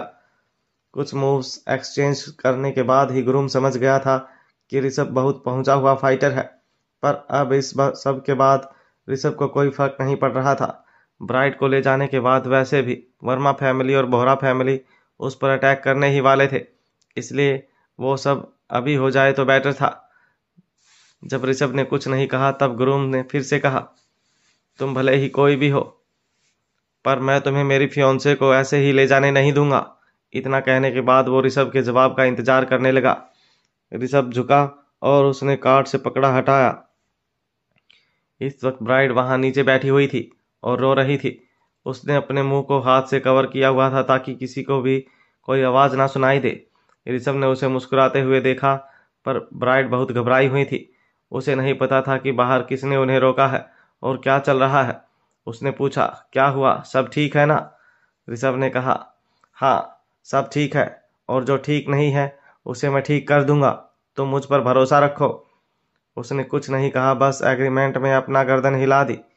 ऋषभ किक्स और पंचेस में इतना अच्छा नहीं था जितना अच्छा स्वॉर्ड चलाने में था। उसने अपनी पीठ पर बंधी हुई स्वॉर्ड निकाली और ग्रूम पर जोरदार अटैक करने लगा। उसका ऑरा बिल्कुल चेंज हो गया था और वो किसी फाइटिंग मैनियाक की तरह ग्रूम पर अटैक कर रहा था। फाइनली ग्रूम की एनर्जी ने जवाब दे दिया और वो आगे फाइट कंटिन्यू नहीं कर पाया। उसने कहा, तुम मुझे मारना चाहते हो? ऋषभ ने अपने अटैक्स करने बंद कर दिए थे। उसने गुस्से में ग्रूम को देखा और कहा, नहीं, मुझे तुम्हारी जान लेने का कोई शौक नहीं है। इतना कहने के बाद ऋषभ ने काट लिया और वहां से जाने लगा। ग्रूम में भी उन्हें रोकने की हिम्मत नहीं थी, इसलिए उसने उन्हें जाने दिया। पर वो अचानक से बोला, उसका ध्यान रखना। ऐसा लग रहा था जैसे ऋषभ ने उसकी बात नहीं सुनी थी और वो अपनी ही धुन में जा रहा था। ऋषभ की प्रॉब्लम तो सॉल्व हो गई थी। वो तो ब्राइड को लेकर वहां से चला गया था, पर अहान अभी भी फंसा हुआ था। वीरेन के मार्शल आर्ट स्किल्स अहान की टक्कर के थे। दोनों बहुत कैजुअली एक दो मूव्स एक्सचेंज कर रहे थे, पर कोई किसी को सीरियसली इंजर नहीं कर पा रहा था। बल्कि वीरेन के पाम स्ट्राइक ने अहान का बैलेंस बिगाड़ दिया था। अहान ने उसकी तारीफ करते हुए कहा, तुम्हारी स्किल्स तो वाकई में बहुत कमाल की है। दोनों इस वक्त रुक गए थे और फाइट नहीं कर रहे थे। वीरेन का फाइट करने का कोई इरादा नहीं था। वो बस किसी तरह हेमराज को अहान के हाथों मरने से बचाना चाहता था। उसने अहान की तरह तारीफ को एक्सेप्ट करते हुए कहा, ये तो कुछ नहीं है। अगर आपको असली मार्शल आर्ट्स देखना है तो फिर आप यहाँ और प्रॉब्लम क्रिएट कर सकते हैं, वरना बेहतर यही होगा कि आप यहाँ से चले जाएं। आई होप इस मैटर को अवॉइड किया जा सकता है। अगर ऐसा होता है तो वर्मा फैमिली इंटरफियर नहीं करेगी। अहान अपने दिमाग में चाओस का टाइम कैलकुलेट करने लगा। उसने अंदाजा लगाया कि अब तक तो ऋषभ ब्राइड को लेकर भाग गया होगा। अब वो इस ड्रामे को खत्म कर सकता था, पर उसे अफसोस सिर्फ इस बात का था कि वो हेमराज को मार नहीं पाया था। अहान ने कहा, सिर्फ आपकी बात मानकर मैं इन्हें अभी नहीं मार रहा हूँ, पर इनकी लाइफ टेम्परेरी है और बहुत जल्द मैं इनकी जान ले लूँगा। जब अहान ने यह कह दिया था तो फिर वीरेन को किसी बात की चिंता करने की ज़रूरत नहीं थी। उसने कहा, वो आपका आपस का मैटर है, मैं बीच में नहीं बोलूँगा, पर वर्मा मैंसन में ऐसा कुछ करने की इजाज़त मैं आपको नहीं दे सकता हूँ। हेमराज को बहुत गुस्सा आ रहा था और उनकी आंखें पूरी तरह से लाल हो चुकी थी, पर इस वक्त वो कुछ नहीं कर सकते थे। इतने लोगों के सामने वो बहुत ह्यूमिलिएटेड और इंसल्टेड फील कर रहे थे। धीरे धीरे सारे गेस्ट वहां से जाने लगे थे।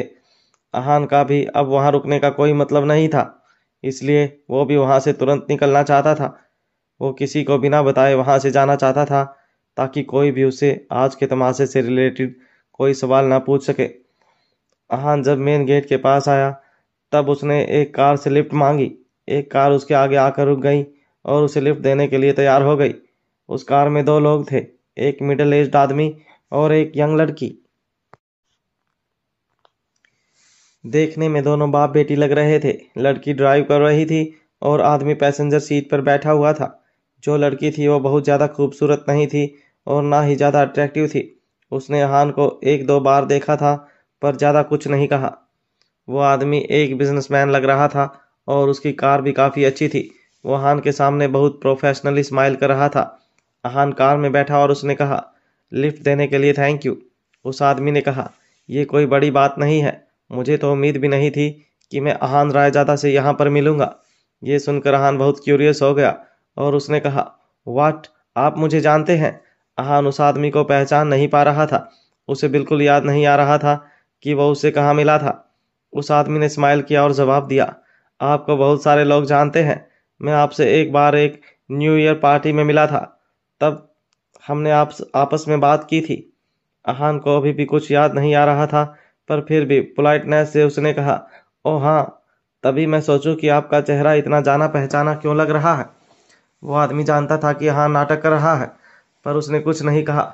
उसने स्माइल के साथ कहा, जब मैं यहाँ आया तब सोच ही रहा था कि आप मुझे यहाँ मिलेंगे या नहीं।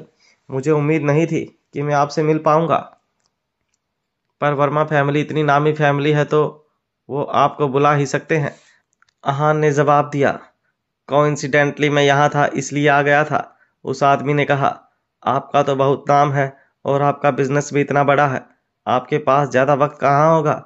वर्मा फैमिली डेजर्ट में बहुत बड़ी फैमिली है और मुझे मेरा बिजनेस एक्सपेंड करना है, इसलिए मैं आज यहाँ आया था। अहान को समझ नहीं आ रहा था कि वो आदमी उसे ये सब बातें क्यों बता रहा था, पर वो फिर भी चुपचाप सुन रहा था। उस आदमी ने फिर से कहा, मेरी किस्मत बहुत अच्छी है कि आज मैं आपसे मिल पाया। आप मेरे रोल मॉडल हैं। और मैं आपके जैसा बिजनेसमैन बनना चाहता हूँ। ये सुनकर अहान हंसा और उसने मोडेस्ट होते हुए कहा, मुझे नहीं पता था कि इतने लोग मुझे एडमायर करते हैं। उस आदमी ने सीरियस टोन में कहा, आप नहीं जानते कि आपका कितना नाम है। जब मैं मनाली में था तब अक्सर आपके बारे में बहुत कुछ सुनता था। लोग आपके बिजनेस स्किल्स से बहुत इम्प्रेस थे। बस आपके बोलने की देर है और करोड़ों रुपए आपके अकाउंट में ट्रांसफर हो सकते हैं। वो आदमी लगातार बोल रहा था। अब अहान को लगने लगा था कि ये ज्यादा ही बोल रहा है। अहान ने मन में सोचा, इतना भी कोई मेरे बारे में बात नहीं करता होगा। He is being unreasonable. Ahaan अब उस लड़की को देख रहा था। वो लगातार अहान को देख रही थी और जैसे ही उसने देखा कि अहान उसे देख रहा है तो उसने उसे आंख मारी और एक फ्लाइंग किस दी। ये देखकर अहान बहुत हैरान हो गया था। उस लड़की के एक्सप्रेशंस देखकर लग रहा था जैसे अगर वो कार में नहीं होती तो अब तक अहान पर झपट चुकी होती। ये देखकर अहान को बहुत अनकंफर्टेबल फील होने लगा और उसने विंडो के बाहर देखा। अचानक से उसे एहसास हुआ कि वो किसी सुनसान रास्ते पर था। अहान ने कंफ्यूजन में पूछा, हम कहाँ जा रहे हैं? मैंने तो पास के होटल में मुझे ड्रॉप करने के लिए कहा था। उस आदमी ने अहान की बात नहीं सुनी और अपनी बातें बोलता रहा। अहान ने पीछे से उसका कॉलर पकड़ा और कहा, कौन हो तुम? उस आदमी ने कहा, जैसा मैंने सोचा था, आपने मुझे नहीं पहचाना। अहान उस आदमी की बात सुनकर हैरान हो गया था। उसने गुस्से में कहा, कौन हो तुम और क्या चाहते हो? गाड़ी रोको वरना मैं तुम्हारी जान ले लूंगा। ये सब देखकर जब उस लड़की ने कुछ रिएक्ट नहीं किया और कार रोकी नहीं, तब अहान उसे डांटने लगा। वो इतना डर गई थी कि उससे कार बैलेंस नहीं हो रही थी और वो बस सीधा ड्राइव करने की कोशिश कर रही थी।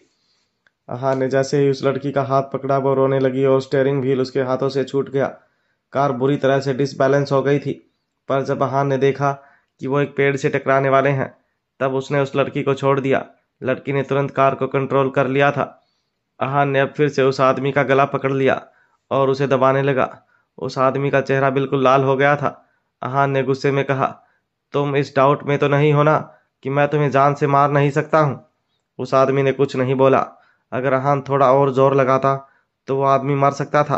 तभी सिचुएशन को देखते हुए उस लड़की ने कार रोड की साइड में पार्क कर दी थी, पर फिर भी अहान ने अपनी ग्रिप लूज नहीं की थी। अचानक से अहान की ग्रिप लूज होने लगी और उसकी पूरी बॉडी पैरालाइज्ड फील करने लगी। अहान ने सोचा नहीं था कि वो आदमी उसके साथ कुछ गलत कर सकता है। वो आदमी जोर से खांसने लगा और वो लड़की अहान को देख रही थी। ऐसा लग रहा था जैसे वो जानती थी कि उस आदमी ने उसे पॉइजन किया है। वो बिल्कुल नहीं डर रही थी और कार से भी नीचे नहीं उतरी थी। अहान सीट पर पीछे गिर गया और धीरे धीरे बेहोश होने लगा। वो अपना सारा कॉन्शियसनेस खो रहा था। उसकी आंखों के आगे सब कुछ ब्लर हो गया था। अहान को समझ नहीं आ रहा था कि एक रैंडम कार उसके साथ ऐसा क्यों करना चाहेगी। धीरे धीरे अहान पूरी तरह से बेहोश हो गया था। एक बेसमेंट में बिल्कुल लाइट नहीं थी और पूरी जगह में बहुत गंदी स्मेल आ रही थी। ऐसा लग रहा था जैसे बहुत सालों से वहां धूप नहीं आई थी। कहीं किसी कोने से एक चूहे के कुतरने की आवाज आ रही थी। अचानक से लकड़ी का दरवाजा खुलने की आवाज हुई और वो चूहा वहां से भाग गया। दरवाजे से कोई अंदर आया जिसने सबसे पहले वहां पर लगा एक छोटा सा बल्ब जलाया। ज्यादा रोशनी नहीं हुई थी पर फिर भी नजर आ रहा था कि अहान एक कुर्सी से बंधा हुआ है। वो अभी भी बेहोश था और उसकी गर्दन बिना किसी सपोर्ट की वजह से लटक रही थी। जो इंसान अंदर आया था उसने एक लूज गाउन पहना हुआ था और उसका चेहरा ढका हुआ था। कोई नहीं बता सकता था कि वो इंसान मेल था या फीमेल, मोटा था या पतला। वो बस अहान के पास आया और उसने अहान को कुछ स्मेल करवाया। अहान को धीरे धीरे होश आने लगा पर उसके सिर में बहुत ज्यादा दर्द हो रहा था। वो आदमी अहान के सामने खड़ा था पर उसने एक डिस्टेंस मेंटेन किया हुआ था। अहान ने अपनी आंखें खोली तो उसे एहसास हुआ कि वो बंधा हुआ है। उसने बहुत हाथ पैर मारने की कोशिश की पर कोई फायदा नहीं हुआ। ऐसी सिचुएशन में भी अहान बहुत शांत था। उसने अपने आसपास देखा। उसे वो आदमी नजर आया पर उसने उसकी तरफ ध्यान नहीं दिया और बाकी चीजें ऑब्जर्व करने लगा। उसे रियलाइज हुआ कि वो एक शील्ड जगह पर है और बंधा हुआ है। फाइनली उसने उस आदमी को देखा जो रूम में आया था। उस आदमी ने कहा, हेलो, तुम कैसे हो? उसने अहान को बहुत जेंटली ट्रीट किया था और उसकी आवाज़ बहुत धीरे थी, इसलिए अंदाज़ा लगाना मुश्किल था कि वह आदमी था या फिर औरत। अहान ने उसे घूरा और कहा, मैं बिल्कुल ठीक नहीं हूँ। तुम कौन हो और वो दो लोग कहाँ हैं जिनसे मैंने लिफ्ट मांगी थी? अहान को बिल्कुल डर नहीं लग रहा था, क्योंकि वो जानता था कि वो डर के कोई फायदा नहीं है। उस इंसान ने कहा, उन लोगों ने मुझे तुम्हें बहुत सस्ते में बेच दिया है। अब तुम मेरे हो, पर चिंता मत करो, मैं तुम्हें जान से नहीं मारूंगा। मेरे साथ तुम बिल्कुल सेफ हो। अहान को समझ नहीं आ रहा था कि किसी ने उसे क्यों बेचा था, पर वो इसका कारण जरूर जानता था। उसने कहा, तुम मुझे मारना नहीं चाहते हो, इसका मतलब तुम्हारा कोई और मकसद होगा। वो मकसद क्या है? पैसे या फिर कुछ और? वो आदमी अहान के बहुत पास खड़ा था, पर फिर भी रोशनी इतनी कम थी कि उसे उसका चेहरा नहीं नजर आ रहा था। उस आदमी ने जवाब दिया, पैसे? मैं जानता हूं कि तुम बहुत अमीर हो, पर मुझे तुम्हारे पैसों की कोई ज़रूरत नहीं है। अहान ने उसे देखा और कहा, अगर तुम्हें पैसे नहीं चाहिए तो फिर मैं तुम्हारे किस काम का हूँ? उस आदमी ने उसे देखा और कहा, तुम मेरे बहुत काम के हो। तुम्हारी बॉडी का सीक्रेट मैं अच्छे से जानता हूँ। ये बात सुनकर अहान बिल्कुल हैरान हो गया था। उसे बेचैनी होने लगी और उसने पूछा, तुम आखिर हो कौन? उस आदमी ने स्माइल किया और कहा, मेरे बारे में जानने के लिए बेचैन हो रहे हो ना? मुझे तुम्हारे सीक्रेट के बारे में पता है, जो तुमने कभी मुझे तो क्या, कभी किसी को नहीं बताया है।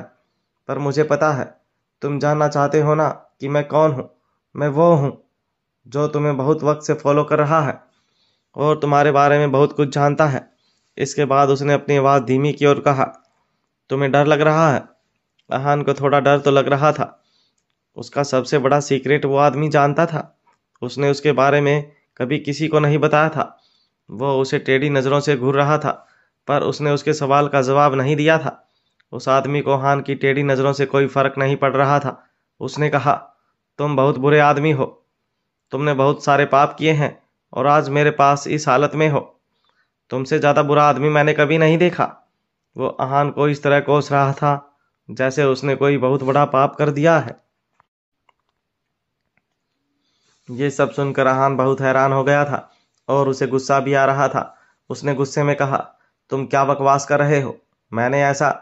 वो अपनी बात पूरी कर पाता उससे पहले ही वो आदमी चिल्लाया, शट अप! वो आदमी उसकी कोई भी बात नहीं सुनना चाहता था। अहान सिर्फ अपनी गलती जानना चाहता था, पर वो आदमी उसे कुछ नहीं बताना चाहता था।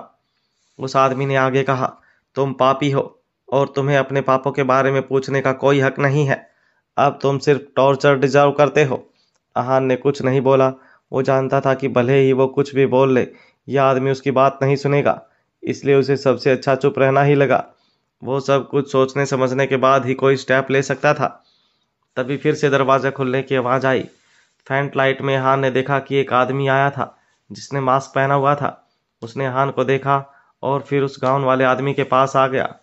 उसने उसके कान में कुछ कहा और फिर वहां से चला गया। उसे किसी चीज़ से कोई मतलब नहीं था। उसके जाने के बाद उस आदमी ने कहा, तुम्हारा वक्त आ गया है। इतना कहने के बाद वो आदमी वहां से चला गया। जाने से पहले उसने लाइट फिर से बंद कर दी थी और रूम में फिर से अंधेरा हो गया था। जाते जाते उसने दरवाज़ा भी बंद कर दिया था। अब रूम में फिर से चारों तरफ अंधेरा था। फिर वही स्मेल और स्ट्रांग हो गई थी और कहीं से चूहे की आवाज़ भी आने लगी थी। अहान गहरी नींद में सो गया था।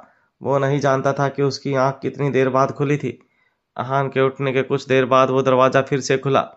जैसे ही वो आदमी अंदर आया जिसने दरवाज़ा खोला था, वो धड़ाम से गिर गया था। उसके हाथ में खाने का सामान था जो ज़मीन पर बिखर गया था। उसे गिराने वाला कोई और नहीं बल्कि हान ही था। वहाँ ज़्यादा रोशनी नहीं थी, फिर भी हान समझ गया था वो कोई फूड डिलीवरी बॉय था। जब हान को दरवाज़ा खुलने की आवाज़ आई, तब उसने बहुत मुश्किल से अपनी बॉडी में रिवर्स टेक्निक यूज़ करके अपने आप को छुड़वाया था। वो जान गया था कि उसे अपनी सारी वीकनेस को साइड में रखकर अपने आप को बचाने के लिए कुछ तो करना ही पड़ेगा। अहान के पास अब ज़्यादा वक्त नहीं था। उसे 30 मिनट के अंदर वहाँ से निकलना ही था। उसके बाद वो वहाँ से भाग गया। जैसे ही वो निकला उसे टनल जैसा कोई रास्ता फील हुआ। वहाँ अंधेरे की वजह से उसे कुछ दिखाई नहीं दे रहा था, पर वो बहुत अटेंटिवनेस के साथ भाग रहा था। दोनों तरफ वैसे ही रूम थे जैसे में अहान को उन्होंने बांध रखा था। उसके पास रुकने का बिल्कुल भी वक्त नहीं था।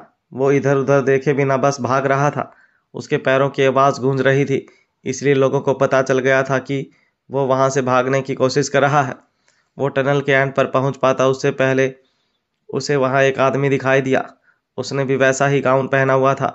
उसने उसे रोकने की कोशिश की, पर उसका कोई फायदा नहीं हुआ। फुटस्टेप्स की आवाज़ सुनकर और भी लोग वहां आ रहे थे।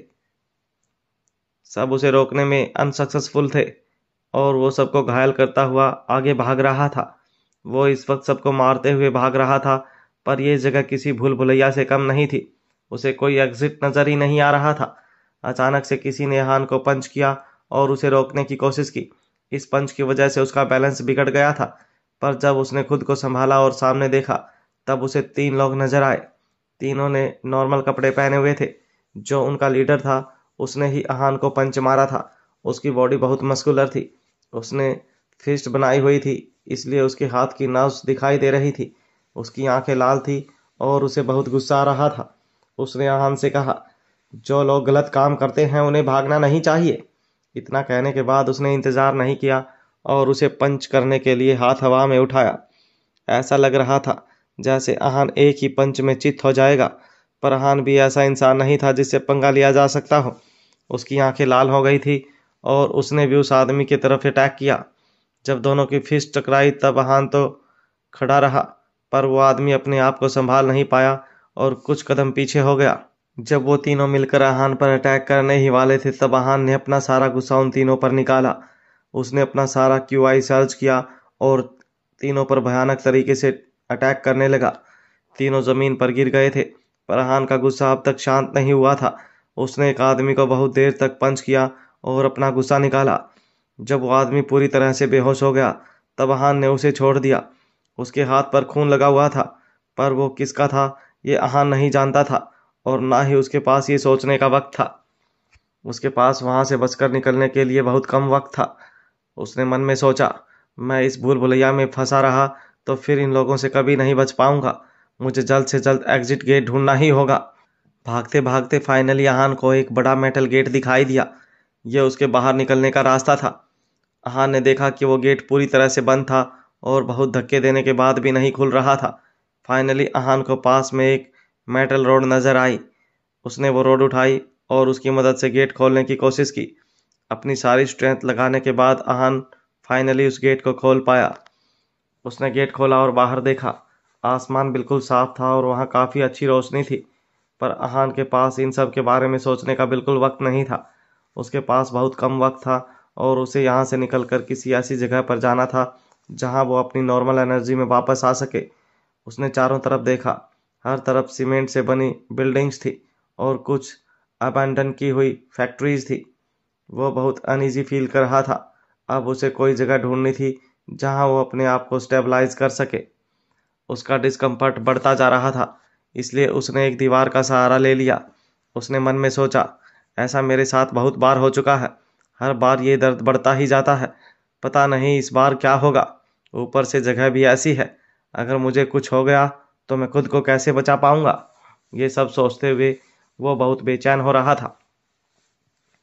अहान ने खुद को संभाला और आगे बढ़ने लगा। कुछ दूर जाने के बाद उसका दर्द अनबियरेबल हो गया था। अब उसे रुककर अपनी बॉडी के डिस्कम्फर्ट को खत्म करना ही पड़ेगा।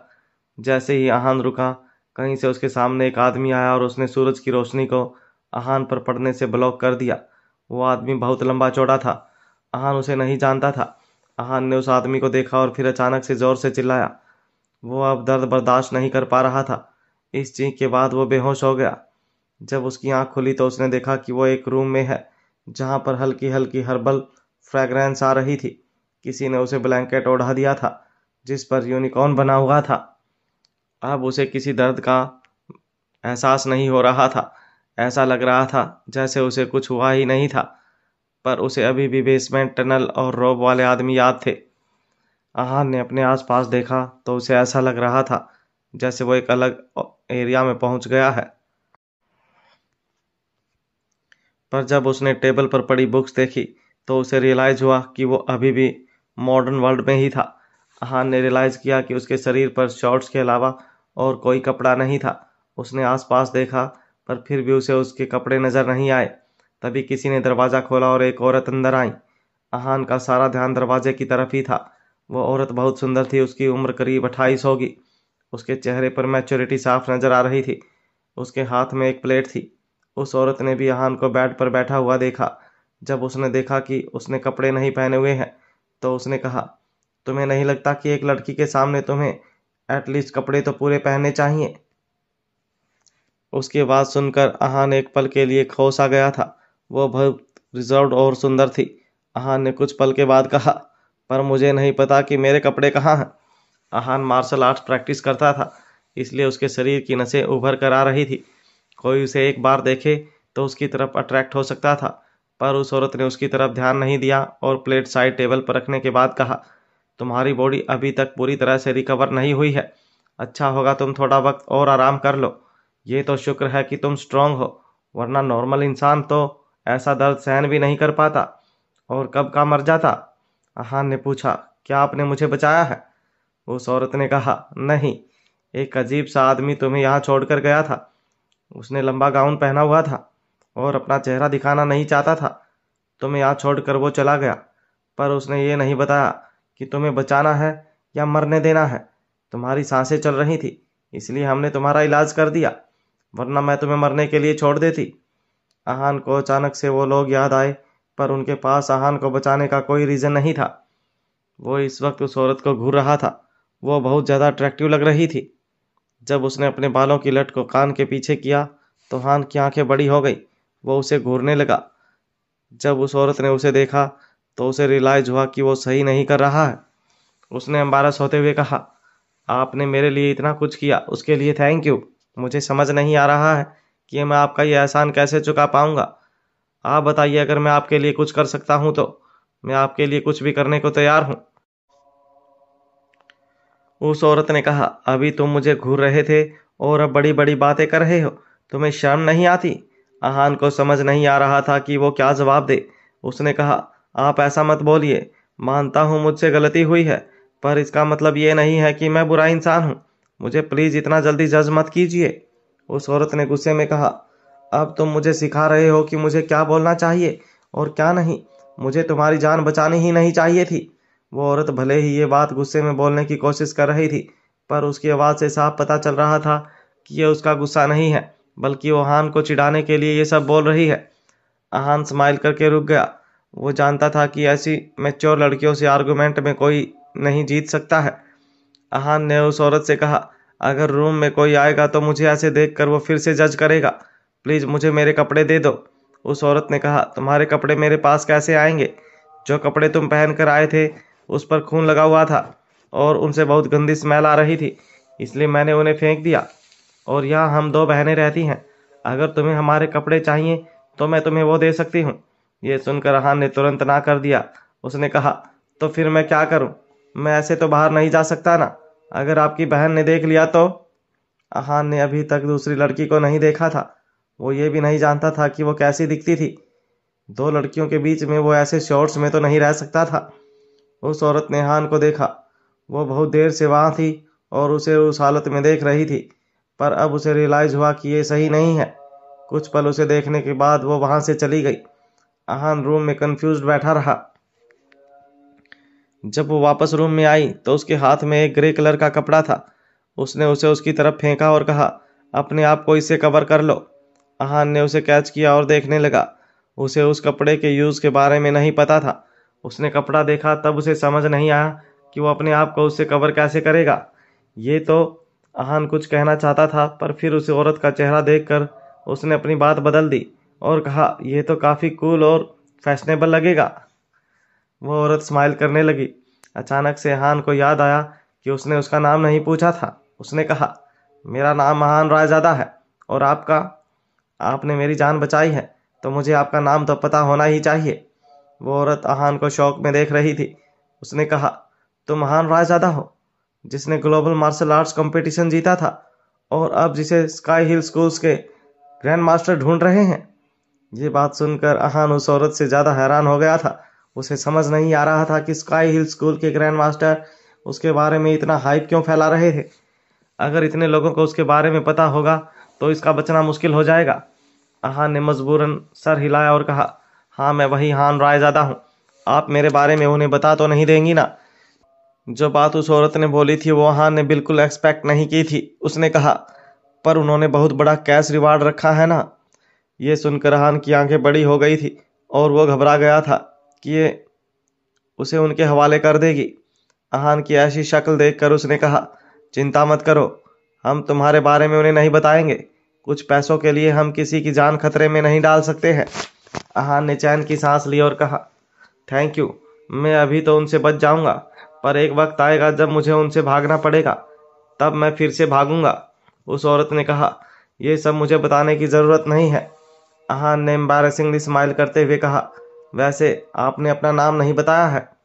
उसने अहान की तरफ देखा और हल्के से स्माइल करते हुए कहा, तुम सच में मेरा नाम जानना चाहते हो? मेरा नाम लिली है। लिली। अहान ने 2-3 बार उसका नाम लिया, जैसे वो उसे याद करने की कोशिश कर रहा था। उसके बाद उसने कहा, लिली, नाम आप पर बहुत सूट करता है। आपका ऑरा भी बिल्कुल लिली फ्लावर की तरह है। लिली ने उसकी तरफ देखा और कहा, तुम अभी तक मुझे अच्छे से जानते नहीं हो। जब जान जाओगे तब तुम्हें मेरे ऑरा के बारे में पता चलेगा। अहान इस बात पर सिर्फ स्माइल कर सकता था। दोनों कुछ देर बाद आपस में बात कर रहे थे। तभी बाहर से लिली की बहन की आवाज़ आई। वो तुरंत बाहर चली गई और अहान भी ग्रे कपड़ा ओढ़कर बाहर गेट के पास खड़ा हो गया। लिली ने अपनी बहन से कहा, दीदी, ये लड़का बुरा नहीं है, हमें कुछ दिन और इसे यहाँ रहने देना चाहिए। लिली की बहन ने रूखी आवाज में कहा, नहीं, जैसे ही वो उठ जाएगा उसे जाने के लिए कह देना। हम किसी अजनबी को ऐसे घर में रहने नहीं दे सकते हैं। लिली ने कहा, पर उसे चोट लगी है, अगर ऐसी हालत में वो बाहर गया तो उसके साथ कुछ भी हो सकता है।